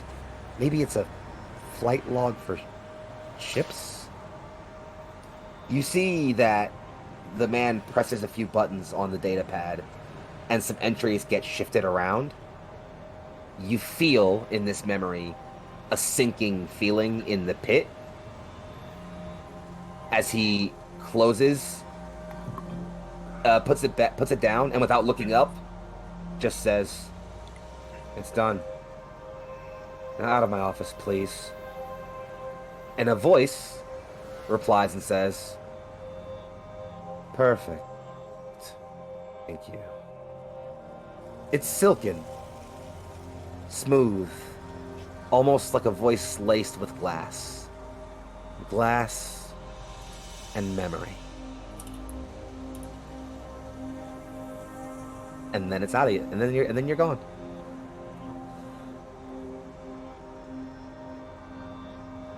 Okay.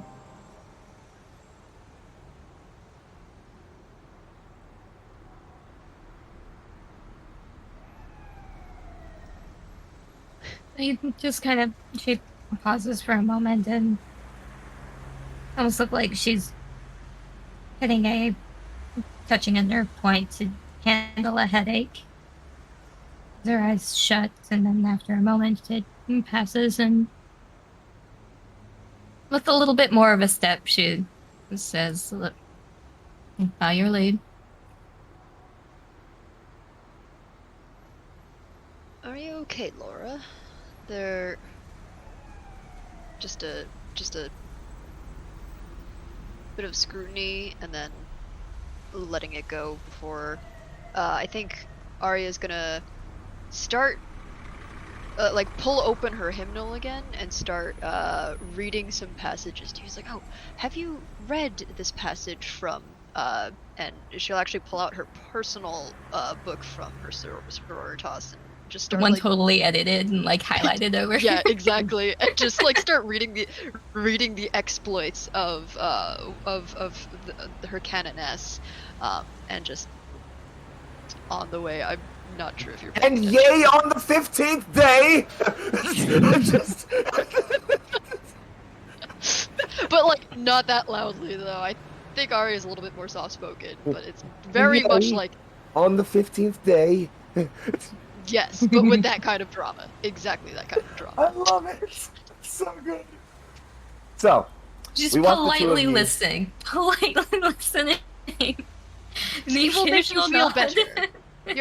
Your headaches from your sorceries will go away as soon as when you hear the tales of the glorious sisters who have long since passed.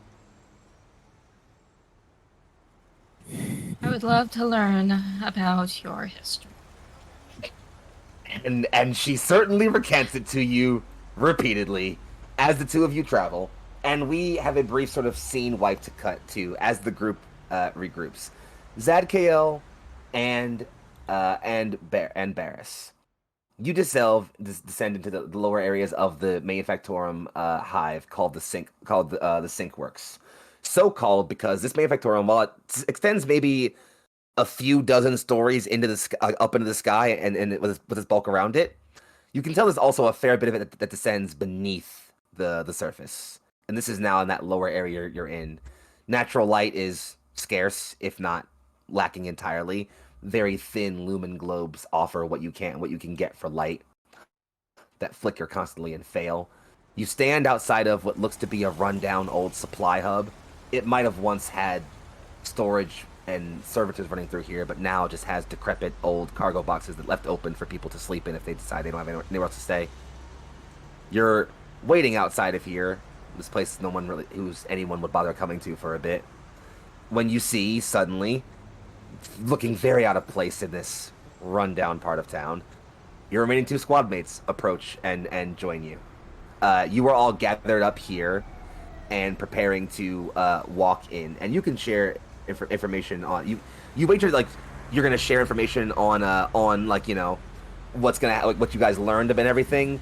But, you know, Barris, you're kind of quick to let them know, if you don't mind me kind of taking the liberty here, that like, hey, we should probably not be sitting around here too long, so let's go deal with these dickheads first, and then we can regroup and talk shit later, you know? So you all step in as you all step into this sort of like low area. Light is low. There's a single lumen globe of dim off yellow flickering for a bit, and sitting off to a side, looks like they're having playing some kind of street game involving dice and small pieces as they kind of like they move. Seems like one moves one over. It looks like a few like bottle caps or upturned pieces of like round metal, like nub caps at the end of screws. He has about 10 of them. He moves over, takes some dice and rolls them. And he goes, "All right, I'm BS4, so that's 3 hits. So I need at least. I'm gonna go. So what's the strength? What's your toughness on those orc boys?" The other one takes a couple of like large bottle caps. He is painted over with some green dye, about 30 of them. And it's like, you know I'm T4, fam. Stop acting this. We played the same matchup how many fucking times? I only have like 30 models here. Come on, like we have one squad. He's like, all right, cool. So that's 7 hits with bolters, and then I'm gonna roll for. Oh shit! Yo, about damn time you got here. Hello, gents. Hey, the slick man, District C himself. Big shot. You went off world, and ain't nobody heard from you for a while. I've been around. How's the game going? So Mallow, who you've been talking to, currently, man, very pale. And again, this is a planet that's mostly the desert and sun-swept, so you wager that being this pale means he doesn't see a lot of the sun. He has however, a dyed green crop of hair put up into like a sort of mohawk shape, which, you know, wager kind of helps him stand out for a fair bit. His other eye, one of his eyes is also covered over by a metal plate. It's not like Aria, like your bandage. It seems like it's literally been like bolted on to keep it in place. Mallow starts, who answered you, it says like, oh, well, you know, it's just another game. You know, we managed to pick up a couple new bottle caps. We got at least 2 full squads these days. Yeah, it's been a few years since you've been gone. Chess, across from them, who is similarly pale but has just like a dark mop of hair, kind of all shaggily around her head. Um, just is like, and yet it still goes the same way. I spend my turn trying to get close. Fucking pissy pants over here rolls his fucking moves his guys backward, shoots me with his goddamn guns, and I can't get close enough because I don't have any fucking good armor saves here. This game's balance sucks. Sounds to me like a skill issue. Chess then kind of looks around and is just like, "You brought friends?" Helps to have them in this part of town. You know that as well as I do. Can't argue there. All right, lads. I'll get straight to the point. I'm here to call in a favor. You both know that you owe me. And Mallow kind of pipes back in this. Oh, would you believe the gall of this one? You fuck off for how many goddamn years? Pop back up and go, hey, I need something. The fuck's in it for us? Well, for starters, we'll be even for that.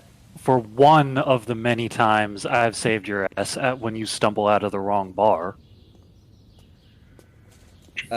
Chess literally like scrubs at what looks like a bullet graze on right near their neck, which concluded from a time they didn't get their asses saved as well from stumbling out of the wrong bar.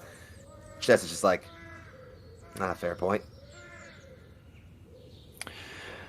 But tell you what, since I've got such a bleeding heart, I'll sweeten the deal a bit. Word on the street is you two have had trouble getting work, is that right? I mean, we've started taking contact at Arctis for a good bit. It was good pay, got us out of the hive for a bit, and kept us away from some of the more rampant gangers. So yeah, you know, how shit goes. But yeah, with the spaceport a little bit off, a little bit downtrodden for being offline for some of those repairs. Well, we ain't had no work. Repairs like that normally don't take too fucking long, and yet, well, we ain't had no work in shit at least a year. Yeah, that's what I thought. Tell you what, I've been around and I met some people, and some of the people I met can probably pull some strings to help you guys find some work. Probably keep you fed at least while this business with the spaceports is sorted out. That sound good? Mallow leans over and is just, ain't you ever brimming with kindness? Going off planet sure changes a man, huh? Don't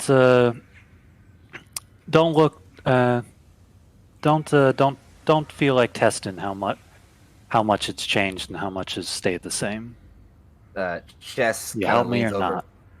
Chess leans over and is just, yeah, it's a sweet ass deal. I'm down. Mallow's like, yeah, but at least to a question. What kind of business you got at Arctis? I need work clearance for me and my friends. Mallow looks over to the one normal-sized human to your left, over to the normal-sized human to your right, up to the very not normal-sized human around you. Weird friends. I take what I can get these days. They off-worlders? Need to know basis. Leans up and just fucking scan, goes himself off-world, gets a little bit away from some mining work and criminals, and suddenly he's got need-to-know basis business. That's fucking hell. Fucking potential on this one. Alright, fine. Whatever. So, you want work clearance to the spaceport? To do what? Or is that I'm also working. need to know? I'm working a job, and that's all you need to know. Alright. Trust me, you don't trust me. Trust me, it's for your own sake. They both kind of listen. He's like, listen, we all grew up in Mind Sink C. We know what that's like. We don't talk about things that are above our heads. It's how we keep our heads unblasted. Yeah. Glad you remember. Yeah.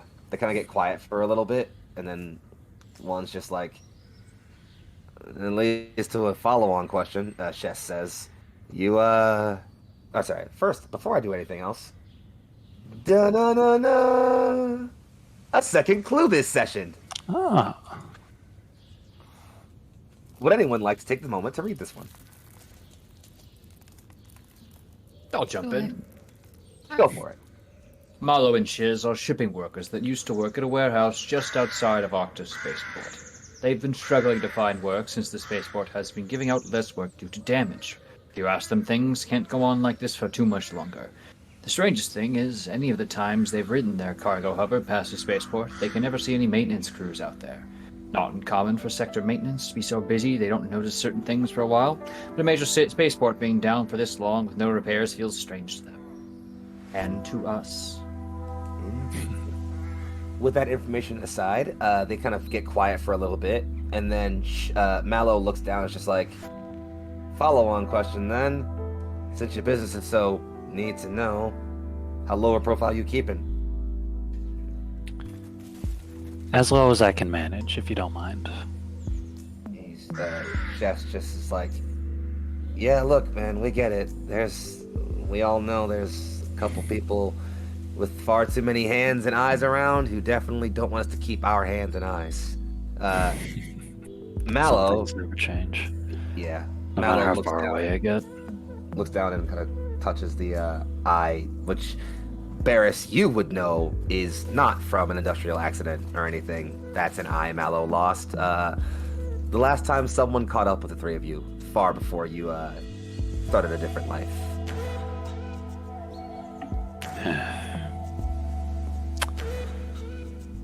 How's it feeling? Yeah, you get used to lack of depth perception after a while. I can at least handle my gun pretty well most of the time. Well, it sounds like you kept the important things at least. Yeah, I'm not Sorry, a high enough grade old effect. habits. Sorry. Go ahead, what you say? Sorry. Sorry, old habits. It's all good. It's hard to kill off old habits. Hey, I'm not a high enough factory worker a factorum worker to get a bionic, so I'm screwed like this until I get a promotion or, well, kick the bucket. Well, I'll see if I can pull one or two more strings. I will tell you this Go high though. up? Hey, need to know. Hmm. I'll tell you this though. From the way this is shaping up, the sooner I handle my business, the better it'll be for all of us. I just hope you guys can trust me on this. They both kind of look at you for a while as if contemplating something. And I, real quick, need everybody to roll some awareness rolls.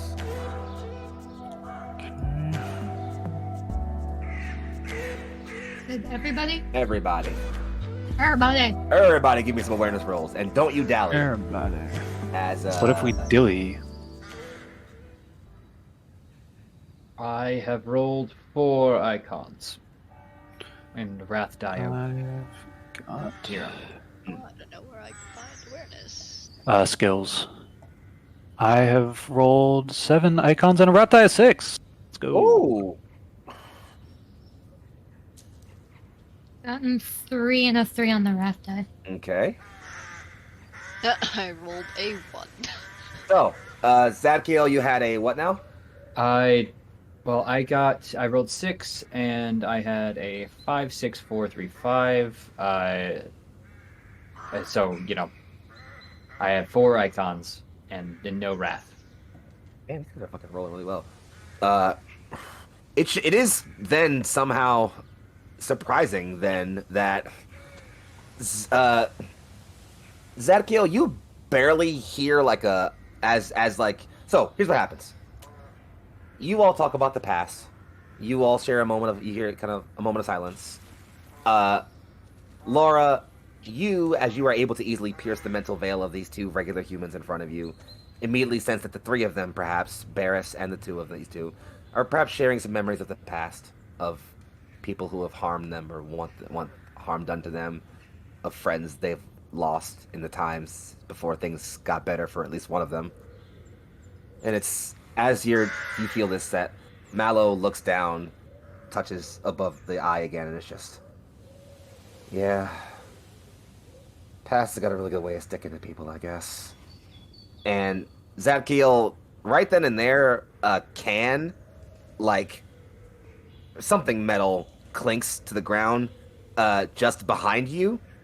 Barris, you hear that much more sharply than anybody else, as you are the only person who's definitely, certainly aware of what's happening, maybe because you're just the one who's most aware of what's happening here, as from out of the shadows and different various sides, and from the gantry above. In fact, you can even see some of the cargo containers have people coming out of them, and people who were laying down or sleeping are quickly waking up and seeing men who are already drawing guns and knives come out of the woodworks. About 23 of them, maybe in total. Get down. Neither Malo nor Chess moves. Malo just looks down at the ground. Malo just says, "We're really sorry, man." You fuckers. Somebody saw you in town helping out an old timer with your giant helper over there. So Stills came down and asked us to set you up.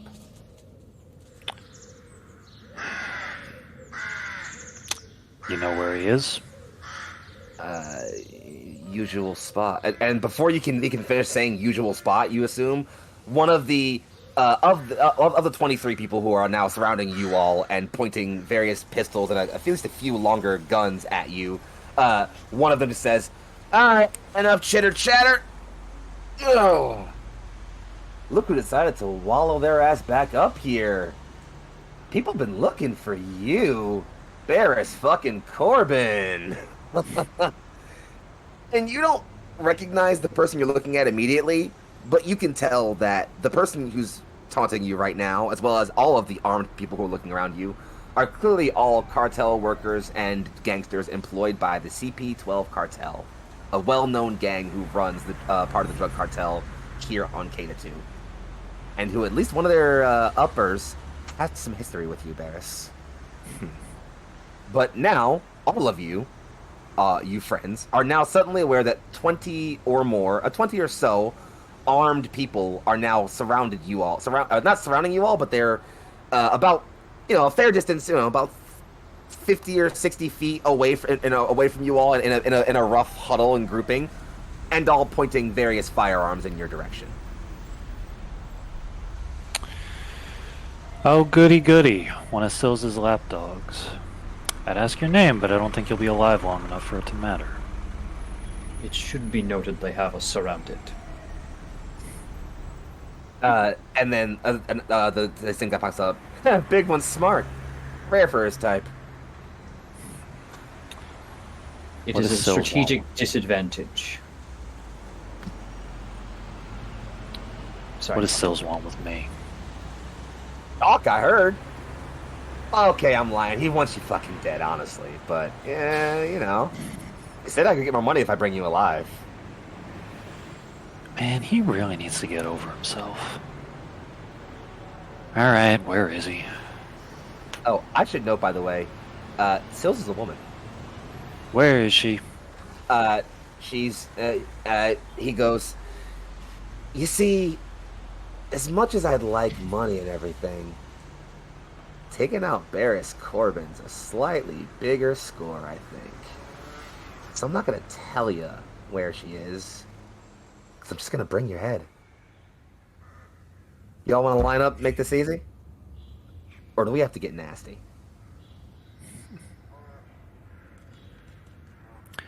Is the psychic link still up? Indeed. What do you think?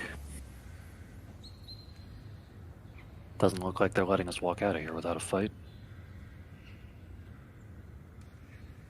Well, How much within range are these people?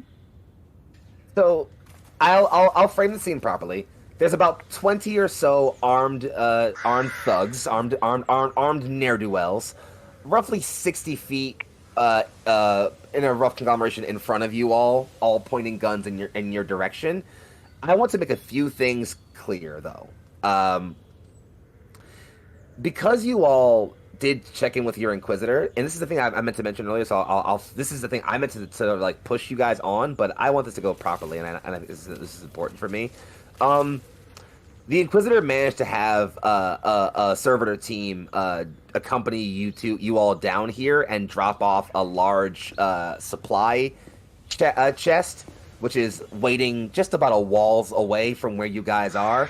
It's probably about a round's worth of combat, which means theoretically, if y'all took off running right now, y'all could bolt for some cover in the wall behind you, and if at least you spent one round in cover keeping things safe, two of you might be able to get, let's say, a little bit more combat appropriate. What do we think? Above table. Let's do this separately. You all can deliberate that for a little bit, and then what we're going to do instead, as it's been a fair bit, we're going to take ourselves off to a small little break, let ourselves talk about things, and then we'll come back and see if things get bloody here in this Warhammer campaign, huh? Back in a little bit, babes. They might. I don't know.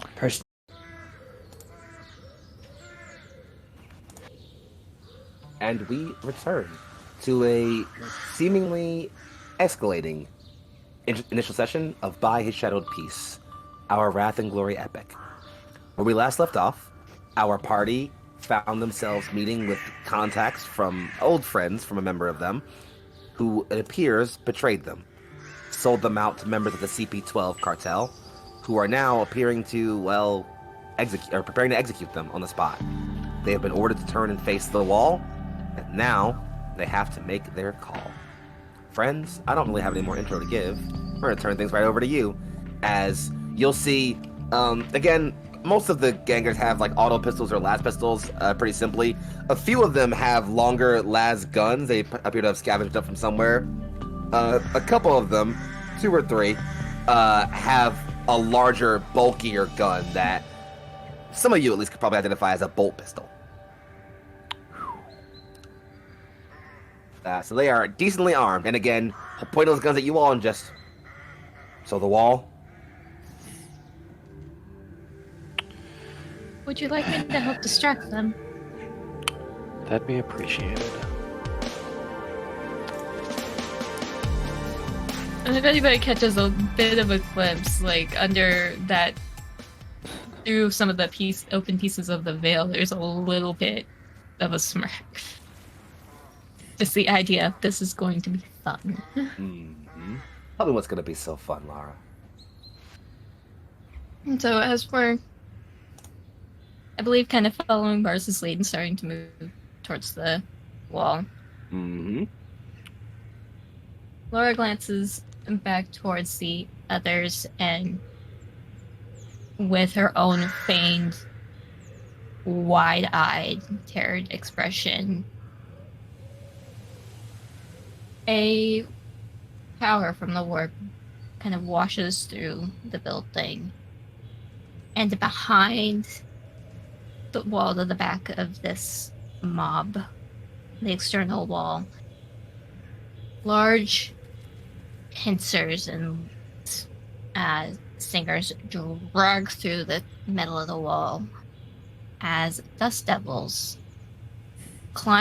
start to climb their way through the walls, screeching and tearing and trying to reach for these men. So, these criminals start to panic as pincers rip through the wall, and a trio of almost slightly bigger than a human-sized scorpion-like creatures with trios of tails tear into the building. You all in front of you, who are watching as you're all seeing people point guns at you, watch as, for seemingly no reason at all, 2 of them turn around and go, oh shit, and start shooting at the back wall.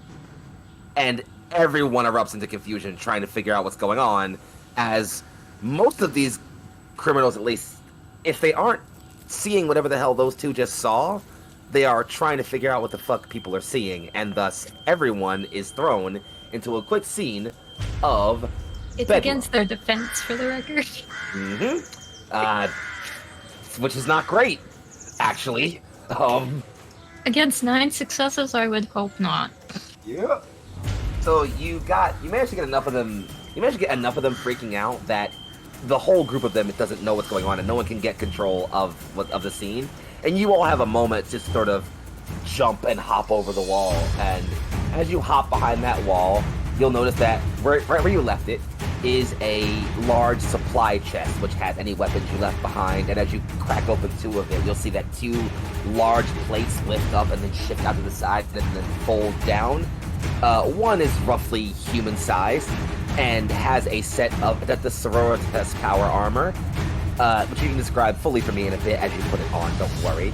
And the other has a fully prepped and battle-ready set of Astartes battle plates. Friends, I want to get to the part where we start blowing things up, frankly. So we're going to skip the round where I make you guys actually waste time putting the shit on. Y'all are fully decked out, geared, and ready for combat as a hail of gunfire starts to follow behind you all, and a shootout breaks out. Darlings, we're going to go ahead and go into combat. And y'all know I really, really, really fucking just hate doing, actual rolling for initiative, so fuck all that. I want to know, as you're all falling behind the wall, gathering yourselves, checking your weapons, who's going first and what's happening first? Yeah. Fantastic. I feel like through all the chaos, there is a moment where, they relatively find some calm, and the smoke and fire, rubble of the rubble, not fire, but the smoke of the rubble is now held still in the air, and those still collected enough to realize their prey have gone through it, begin pointing various weaponry towards the hole. There's just gonna be a kind of final hiss, and then 2 red eyes will illuminate as a fully armored, near 8 foot tall, heavily plated in bright yellow Aquila Mark 7 armor, holding not a bolt pistol, but a full bolt gun, will walk through, say nothing, offer nothing, turn as a few might offer some initial lobbying shots, and just open fire into anyone he sees. You all notice a deafening quiet briefly falls as everyone is watching this massive hulking armored figure come out of the building smoke. Armor lenses glaring red and looking at them. A few turn and just fling some shots at the armor. They just bounce off the side of the chest plate. It turns, and for those who aren't aware, a bolt gun is big enough that a normal human would have to hold it like a heavy assault rifle. It's big enough that most people don't really carry it even with 2 hands. In the hands of an 8 foot, now maybe 9 foot tall, fully armored Space Marine, it's a standard rifle. Sure as fuck don't shoot like one. Turk, why don't you go ahead and roll an attack roll for me? Those we cherish, we die in glory. Alright. Here comes a bolt gun. 3 icons. 3 icons and wrath die of 4. That is 4 hits, which I'm pretty sure is enough. But you got to 2 have- 6s though. Don't let's 2 count six, for 2. sorry, yeah, 2 6s. Oh, so yeah, those are double successes. So that's 4. Sorry, 4. So, okay, so 4, 5, and then 6, I guess total. Yep. Let me get my NPC sheets back up real quick. Give me a second. All right. Their defense is it's not bad. How many did you roll again? I rolled 10 dice. Okay, so how many successes do you have total? 6. Yeah, so you passed their. Okay, cool. So you pass. So you definitely pass the defense. Go ahead and roll damage for me. Okay. That's not correct, I don't think. Because that should be more d6. Yeah, way more than that. I recall my damage with this should be I can tell you 10 plus 1, so... Yep. I'm just gonna roll 10. Flat 10 plus. Oh no! Hold on. That's actually right then. Because I think it's 10 flat damage plus 1 extra die of damage. Ah, okay. But- Gotcha. Yeah, so, and I don't know what. So wait, what did it say? Oh yeah, 1d6. Though, should be noted, I do have Defender of Humanity, so I add an additional icon to a successful attack. So this is an additional icon for damage. That's an extra 1 for 11 damage. And Earth, Starlin, you figure that out. I'm gonna tell you, it does not fucking matter. As you all turn and hear what, to our modern ears, would sound like if a grenade launcher could fire like an assault rifle. As loud, chunky, booming bursts go off, mass react shells flinging through the air as this bolt gun just... And you watch as out of this mob of 20 guys who are all looking and putting shots at them, one guy has an arm up trying to put shots. A round slinks through the arm into the center of his torso.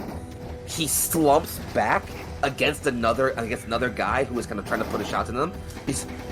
And he goes to like grab his friend who has been shot as the mass reactive shell goes off, bursting the entire upper torso of the guy who got shot and shredding the guy who landed into them. Both of them fall over dead. Another guy who was just coming up from cover has his entire upper head and neck area disintegrated in a mass explosion. As these three all explode and their friends all get painted in the gore of watching 3 of them die. Everyone is still turning and shooting, but they are clearly not exactly feeling super great about that. I'm gonna say that one of them is going to be the one of the. So as the group of them, the mass group of like the sort of like shamble of them, seem to be very, very immediately lost in this very like stunning display. A couple of them, one of the ones with the bolt pistol, will now make its effort at trying to go. Zadkiel, about how far away do you think you are right now? Well, I'm right at where we were in the wall, so I'd say about a little bit more than you're about 60 feet. So they're gonna close in and take a shot at you with a bolt pistol, trying to quickly motivate and rally the gang and rally the rest to to do their best.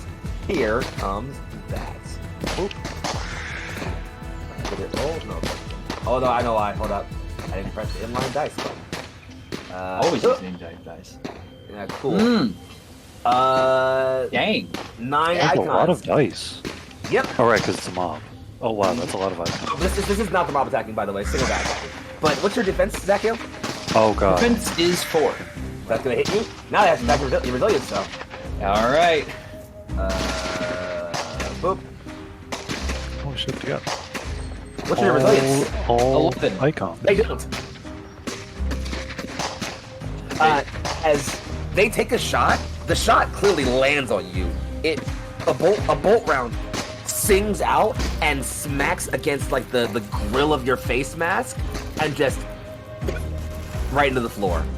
And you continue moving, letting off those shells. Mm-hmm. It's now back to you, friends. Another one of you gets to go. What's going on? Talk to me. Come quickly, friends. Death is the servant of the righteous. If you want, I guess Aria can go next. Aria, go ahead. Have some narrative fun with it. Alright, so Aria has very quickly dressed herself in her Adeptus Sororitas armor. You can see sort of like, so white silver-edged tabards on top of red and the black painted shoulder guards with big chest plate right on top. It's very much an intimidating armor. There's a bit of a cape at the end, but like it's really more like a butt skirt than it is an actual cape.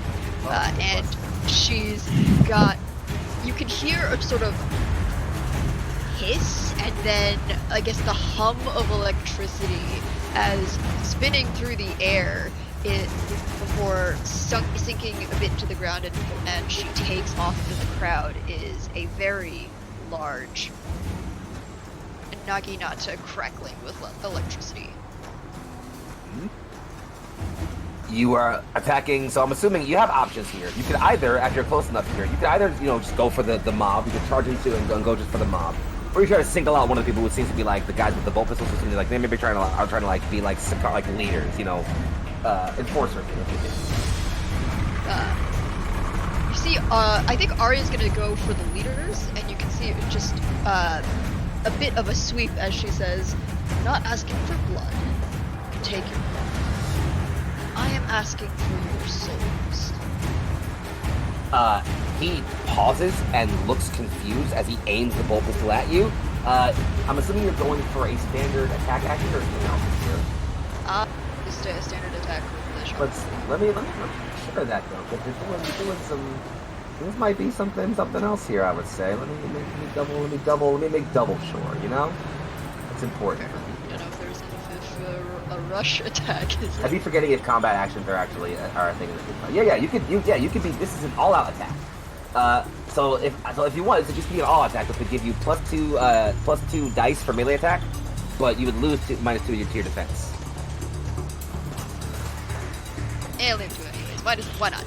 Cool. Then go ahead and roll your attack.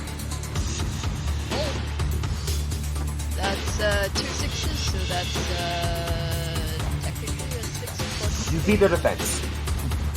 Yeah. Go ahead and roll your damage, please. It's a base 4 plus 2 ED. So it should have rolled a 2d6. I don't know why it's not rolling a 2d6 properly for some reason. It's a little bit strange. Base 4 plus 2 ED. Plus it's a shock like data, so it does every wound inflicts 1 shock, and I guess. What's the base? It says it's 4 wounds plus you rolled 2 extra die.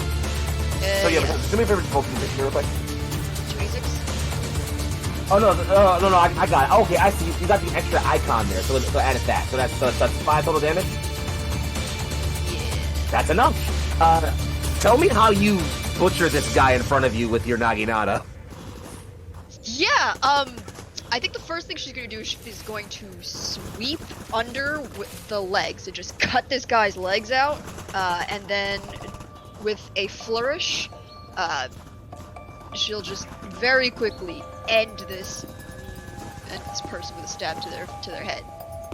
They do not even have enough time to notice you literally with the powered blade of your naginata sweep their legs out from under them. The bolt pistol bangs out, but the angle is far too low because they don't have legs. And as they go to look up at you, you simply spin and drive it down through their head and throat, silencing them permanently. A quick hiss, you pull up. A hiss as the power field sizzles any blood on the blade. A spin, and you carry forward. Another one of these guys is gonna step up though. There's 3 of them who have these bolt pistols.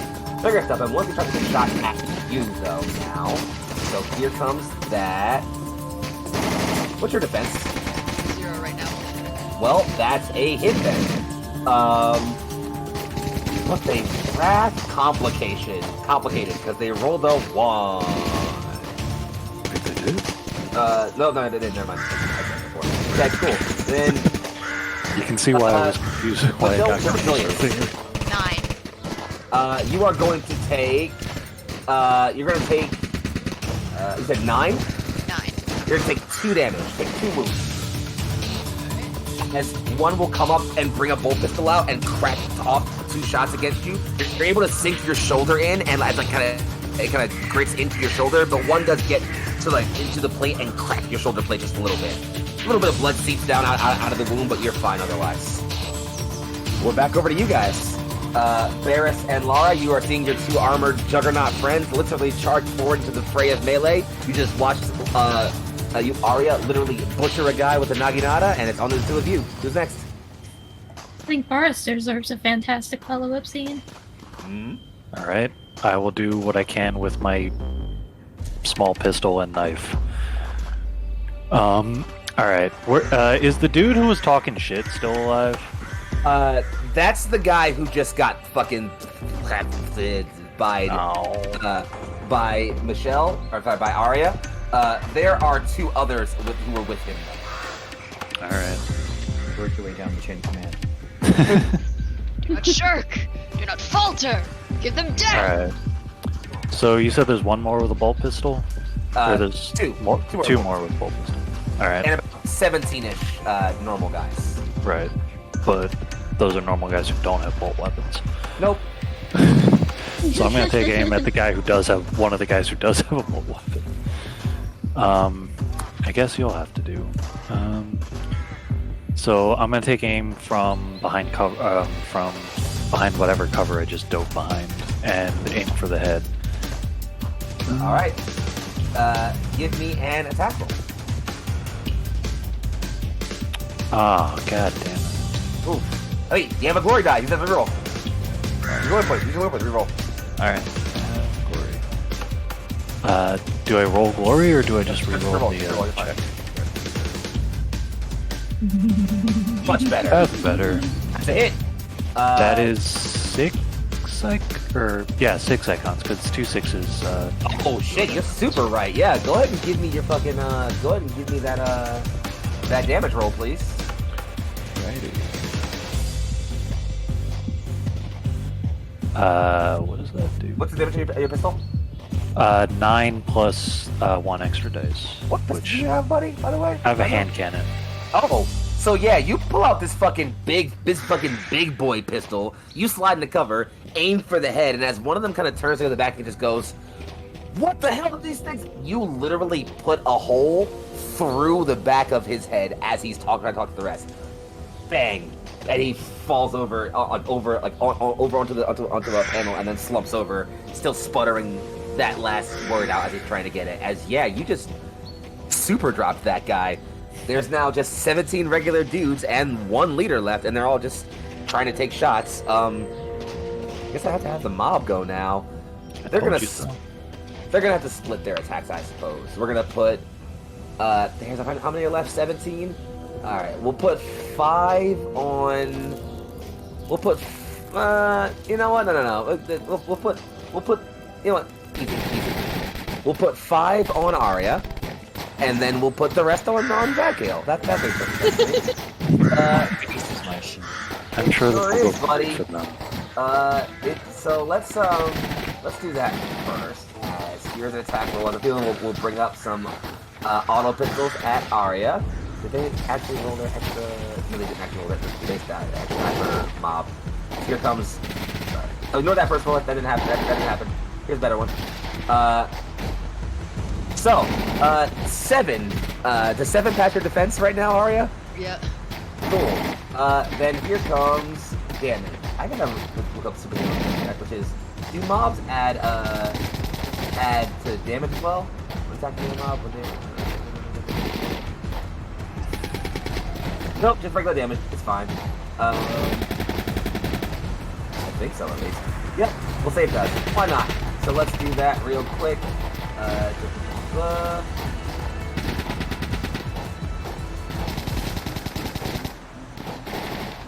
What's your resilience again? 9. Nope, not enough. Oh no.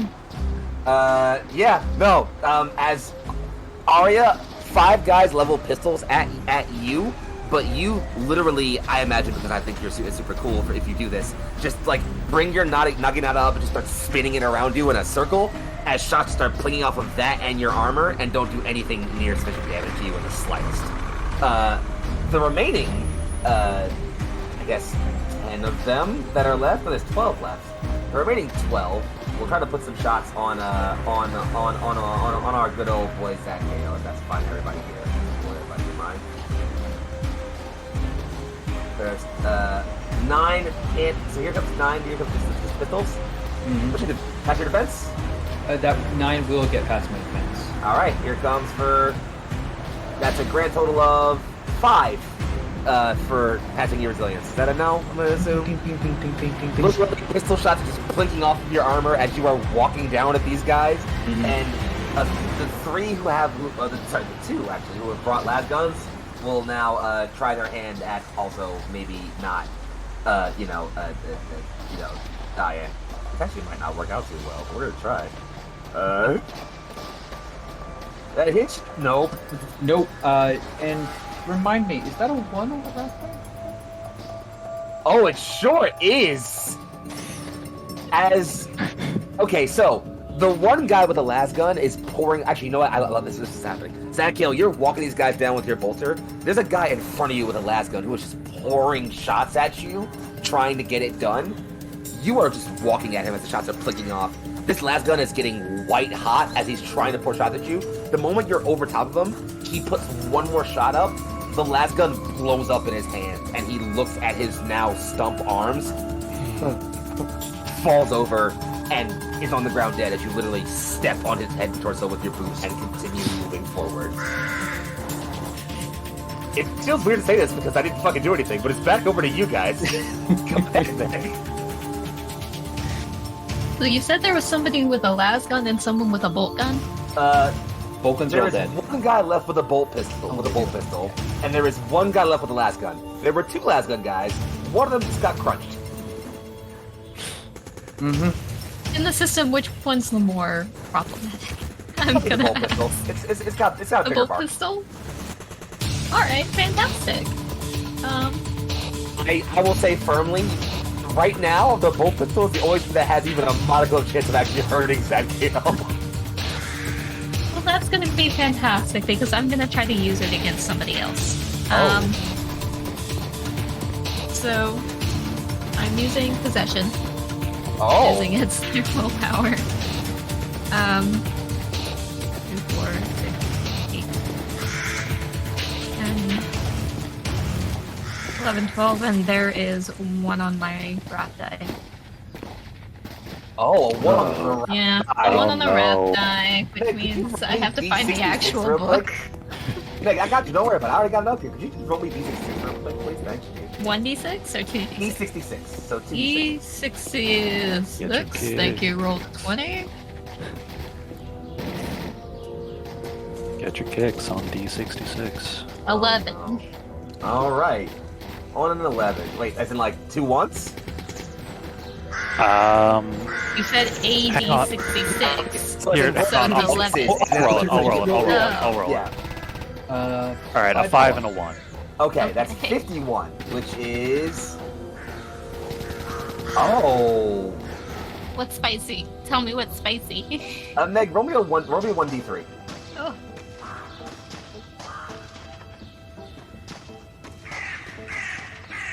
Here we go. To 3. So, here's what happens. So, first, tell me what your plan is for possession. My plan is for the session. No, for possession. For possession.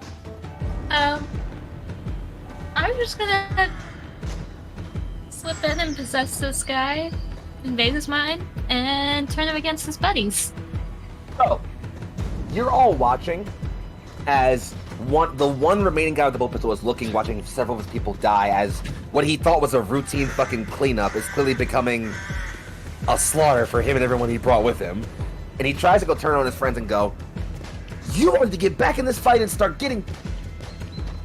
And he stops talking, and everyone's like...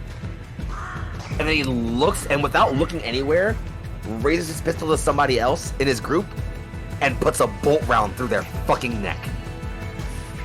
And everyone's like, "What?" And it's as this guy kind of comes back to it and realizes what the hell he just did, he's like, What?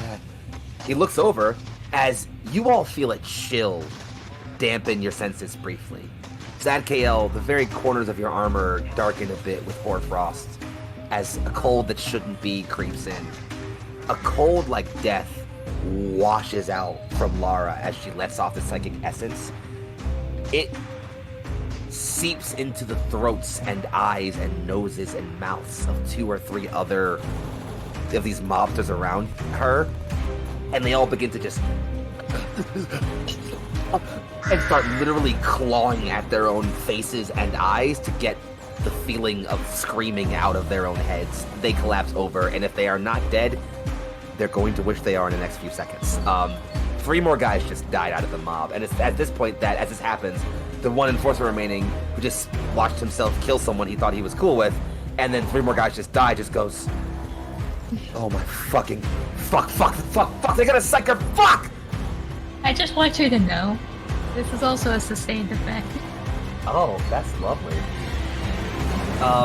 So he is trying to like get you out of his head, just like realizing he can't control himself, and is like now screaming. Where he was trying to before scream, get back in there and get in the fight, he is now just screaming that they have a psyker that he can't control himself, and to get away from him, which is clearly not doing great for group morale. There's about 13 guys left in the group. Go after the next one. He's just get out, and he's trying to. Are you powerful enough to make me? And he turns his gun on somebody else, and that guy just. And it looks like fewer and fewer of them are wishing to actually try and shoot at you guys anymore. That swings back around to the top of the round, which means I got. They didn't realize there was a psyker with Dust Devils showed up.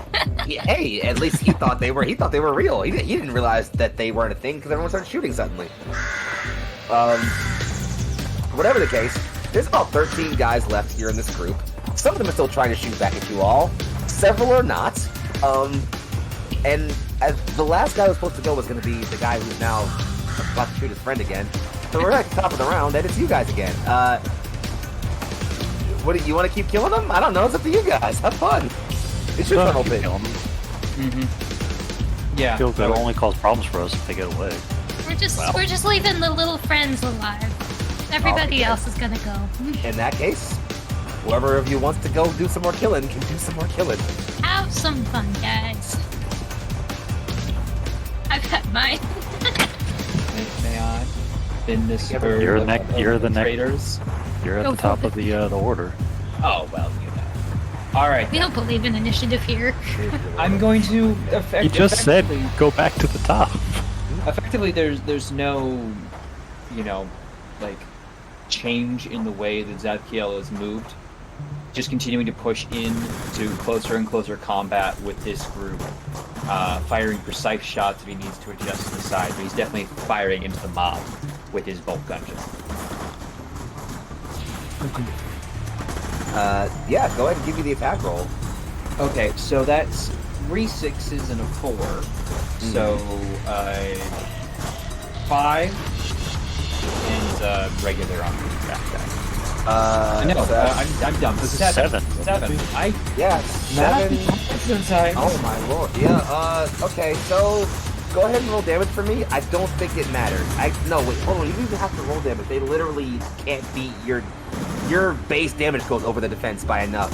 Yes, but it's important to me to let you know that I automatically gain 1, so it's going to be 11, and it's brutal, so it's another, so... Fair enough. Well, so that's 13. okay. So 13 damage. Zadkiel, you mow down 6 of these guys as you are just continually walking through and dumping automatic grenade round machine gun rounds into these guys. The remaining 7 of them clearly begin to realize this was not a thing to do and don't even bother turning to act. Another one of you go. Alright. I can take another pot shot with my very helpful pistol that can take down one person at a time. Remember when you're hitting a mob, it's about how many you roll over their their defense. Alright, so that'd be 4 icons. And fuck. No, you're fine. So a wrath critical happens. So your gun will jam this round, Ferris. You're gonna have to reload it, but I don't think it's gonna be another round, so I wouldn't worry about it too much. So that you said how many you have total? 2 regular icons and 1 exalted. That's for 4 total. Roll damage. Yeah. So I thought a wrath critical was when you get a 6 on it. Yes. So you have a wrath complication. So what's your base damage for your pistol? 9, so 13. Total. So you aim your pistol calmly, and you bang, bang, bang, and you drop 3 more guys. As remember, when you shoot mobs, it's about how many you roll over their defense that determines how many people you hit. So there's only 4 of them left, and there's 2 of y'all left. Clean this up. Go on. Come on. Finish your mess. Okay, we'll let Lara deal with her I'm a lad. with her lad, and Aria is going to come in with her Naginata and clean up the trash, I guess. Bins charges forward. Armor boot studding. Roll me an attack. Alright, that's 3 plus a. I got a 6 on the wrath die. That is enough to cover the last 4 of them. Roll your damage, please. Okay, this is agonizing and rending, so that's 4 plus 2 on the extra dice. Aria, tell me how you kill 4 common criminals. So, they're common criminals. You can.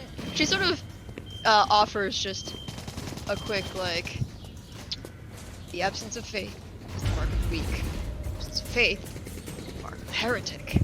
The absence of faith is the mark of damnation. With each line, she just, one slice just sweeps through each body until there's just one person left. And he falls to the ground, dropping his pistol, immediately scrambling backwards. Mercy, mercy, mercy.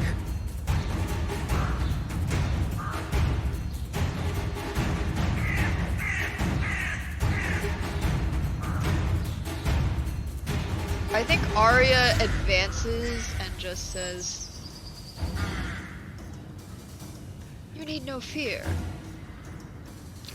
We shall deliver the cleansing fire of absolution," and just stabs him straight through the heart. Pinning him to the ground as he puts his hands up on the haft. And slumps to the ground, very dead. The only remaining member would be the person who is not, who is mind controlled by Lara, who is clearly still trying to fight and get away, as he is made to watch literally every single person that he brought with him die bloodily. Lara? This is You wanna end still this? this is still considered a full action to sustain it, but Mhm. I imagine that she just kind of steps up, and that chill is still kind of coming off of her from the warp. And there's a hand, points at him, and those green eyes flare, and he hears in the back of his mind, "Now freeze."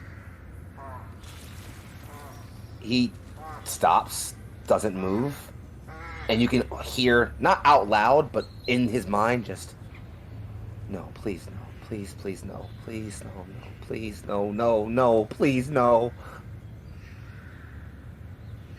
The warp will kill you before I do. And the last thing you hear, as none of you hear him say anything, but inside his mind, 1,000 voices of angry gods that do not belong rip and roar through this person's mind, as you all watch that pistol arm drop limp and him simply stare, a dead, soulless look behind his eyes.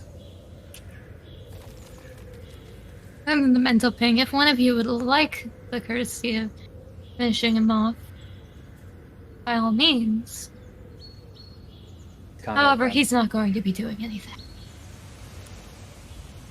We disperse this rabble.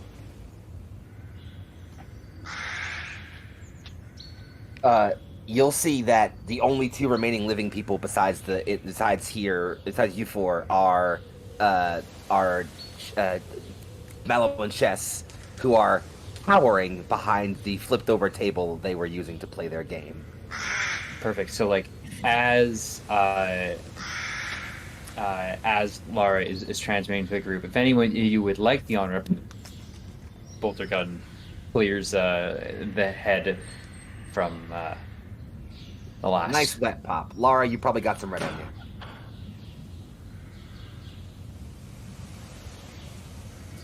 Well, that was a shame.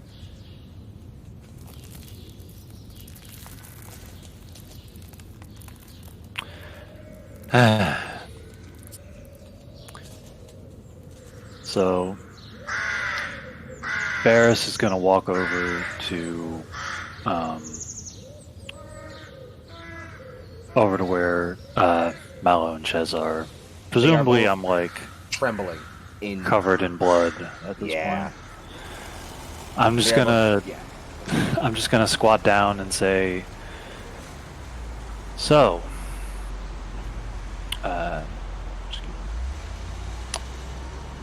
so, Sills, huh?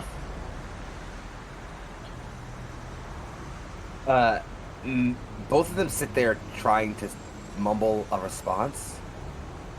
Jess pipes up from behind, and it's just like, what the hell? And Mallow will just slap a finger over their mouth and go, I think it's need to know.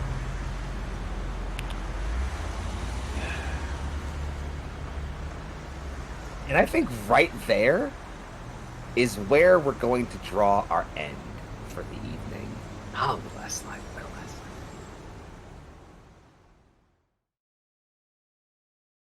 I'd like to thank you all for tuning in to our premiere session of By His Shadowed Peace, a Wrath and Glory epic.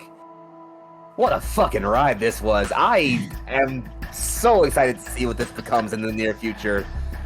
Ooh, this was fun. I didn't think letting you guys just have a little flexing in early combat would be that enjoyable for me as a GM, but fuck, it's never been before to watch my friends rip people apart. I won't hold us out too long so we can get ourselves off here for the evening. So, if you don't mind, in the order that I call you out, go ahead and tell us who you are, who you played this evening, where you can be found on the internet, and what else you have coming up for you in the near future. We're gonna start over on, I'm gonna say, we'll go backwards, why not? We're gonna start on the top right, with, of course, our resident Adeptus Astartes, an Emperor's Angel of Death, brought down to deliver the righteous and the unworthy to the Emperor, to allow him to sort their souls out. Take it away, sir. Blessings to you all. I am Turk accented when I don the armor of my chapter. I of course am playing Zadkiel Delos, Momenter from the Momenter's chapter, of course, and most honorable Adeptus Astartes. This is great. Obviously, I love being a human tank. It's fantastic. It's the best feeling in the world. I'm really looking forward to when that's not the case and I have to actually be worried. Which is probably going to be soon. Hopefully. Anyway, if you want to see me and more of my face and things I do, you might want to seek medical attention. That is considered a form of psychological disorder. But if you like to defeat that, see how far down the hole we can fall. You can find me tomorrow over on Lost Okay, Caravan. Morpheus. You can find me tomorrow over on Lost Caravan, where I am, funnily enough, also playing a God's favorite Marine, but a little more Cthulhu, technically. As I will be in Impossible Landscapes, I'll be playing Agent Michael, and that's been, of course, really fun. Another mystery. This combo back to back is going to be just like best weeks for me.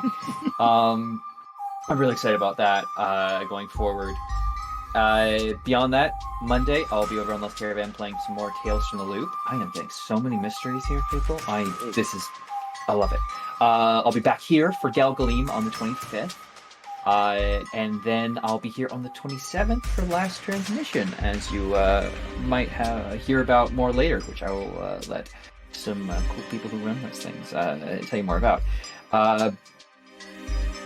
Beyond that, I will say Oathsworn will be right back here to kick off your May, and we'll be back on your screens on the 17th. So prepare, seek the Emperor's blessing, and remember, what's the word of the day? What should we have it? As a fortress with gates unbarred and Is this the unguarded. M-word thing? No. That was more than No. one word. It's Listen, the if you ever need me to passage. spit out fucking Emperor quotes or Holy Emperor passages, I got you whenever, no problem. As our most excellent facilitator has stated, keep those minds closed. And praise be the Emperor. Anyway, thank you all so much. You're awesome. Thank you for chat, for everyone hanging out. Look forward to doing this many more times in the future. Yeah. Speaking of people who run awesome games called Last Transmission on this awesome channel, I'll let them talk about that. It's Meg fucking Mysteria. Go on. Hi everybody, I am Meg and/or Meg Mysteria. I got to play what a psyker that might be proving the two zealots correct. But that was a lot of fun. I thought fire was cool. This is cooler. Fire is But- actually hot. Fire is actually very hot. Fun fact. I was a hot fire demon.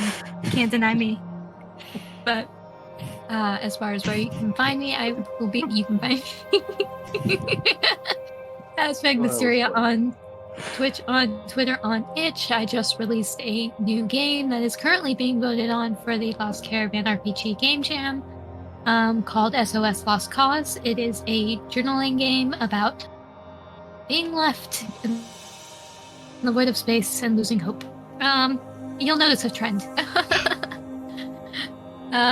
Coming up, I will be in the next episode of Breaking Neon, which will be on the 23rd. We're swapping over to the third Sunday of every month, over on Singularity Roleplay.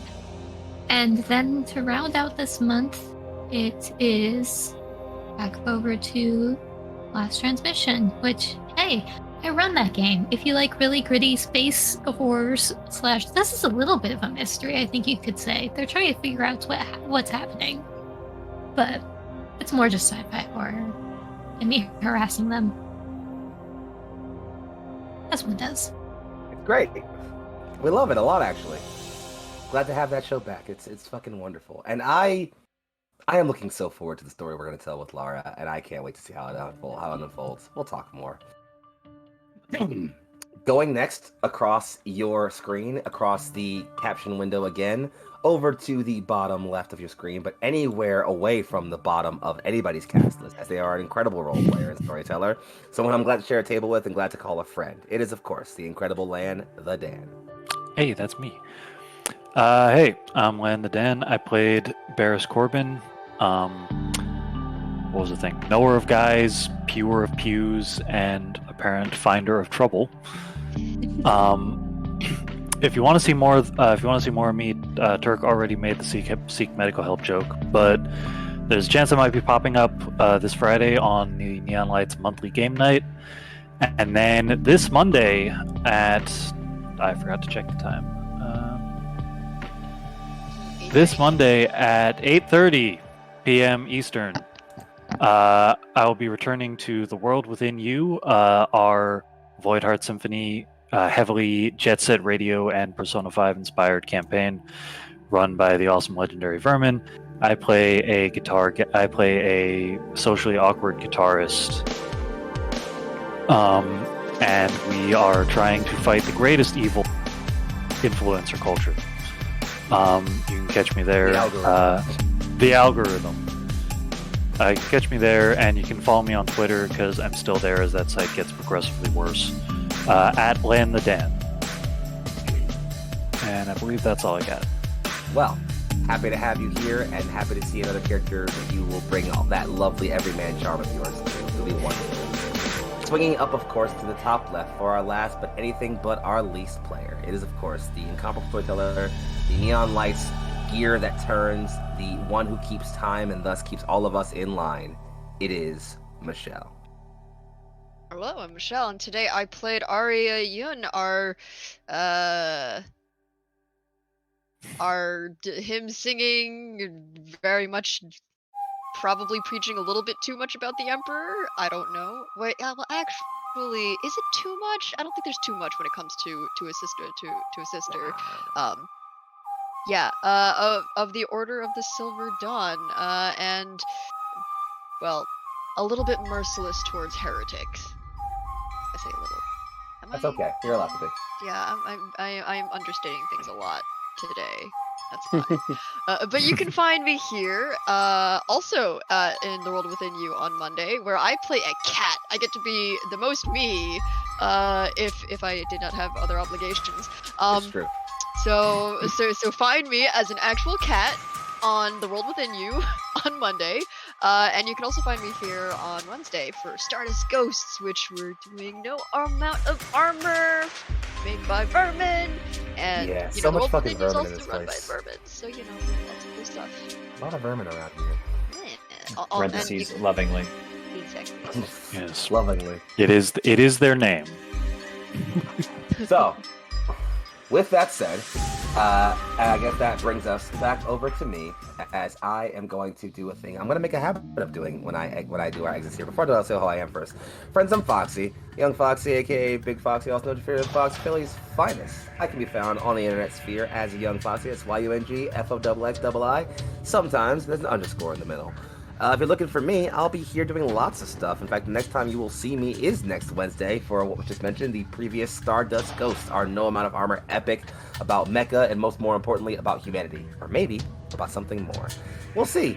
It's a great time and I'm having a lot of fun running and putting together. I'll also be around for other shows including With the Will, our Digimon Odyssey. I am in. You'll see me in exactly a few weeks. I can't remember the exact date. I gotta pull it up on the calendar, but don't worry about that. For the incredible return / premiere of Neon Afterglow, a story from the Edge. That's right, we will be bringing back the original cast from Neon Lights Roleplay, from our original cast, our Neon Lights, our Cyberpunk cast, coming back for a very brief 4-episode recap show, run by the incomparable Tate Washburn. It's gonna be great to be Fox again. I can't fucking wait. And of course, you'll see me right back here again in 4 weeks, running this lovely little show as we're off to a riot. Again, the show is paced out by how they gather clues, and of all the Act 1 clues, they gathered 2 already today. There's only 5 for Act 1. So, moving things along rapidly, and I love that. With that said, I'm going to do a thing that I'm going to get used to doing a lot for the show, because I'm going to narrate a bit of a closing scene, and then we'll get our nice cold cut, so please stick around for our raid, and have yourselves a wonderful evening, as... Cold cuts. A I need a light... sandwich. Sorry. You're fine. An emerald light shimmers against a face, cold and comfortable. A voice, smooth and even, recites, Kada 2, a little dust ball in the corner of the galaxy. And it is always in the farthest corners of our deepest thoughts, in the places we expect to look the least, where we find the most interesting stories, the most wondrous tales. And this one, oh, this one is about to become interesting indeed. That light fades, and that storyteller returns to tell that tale another day. Good evening, everybody.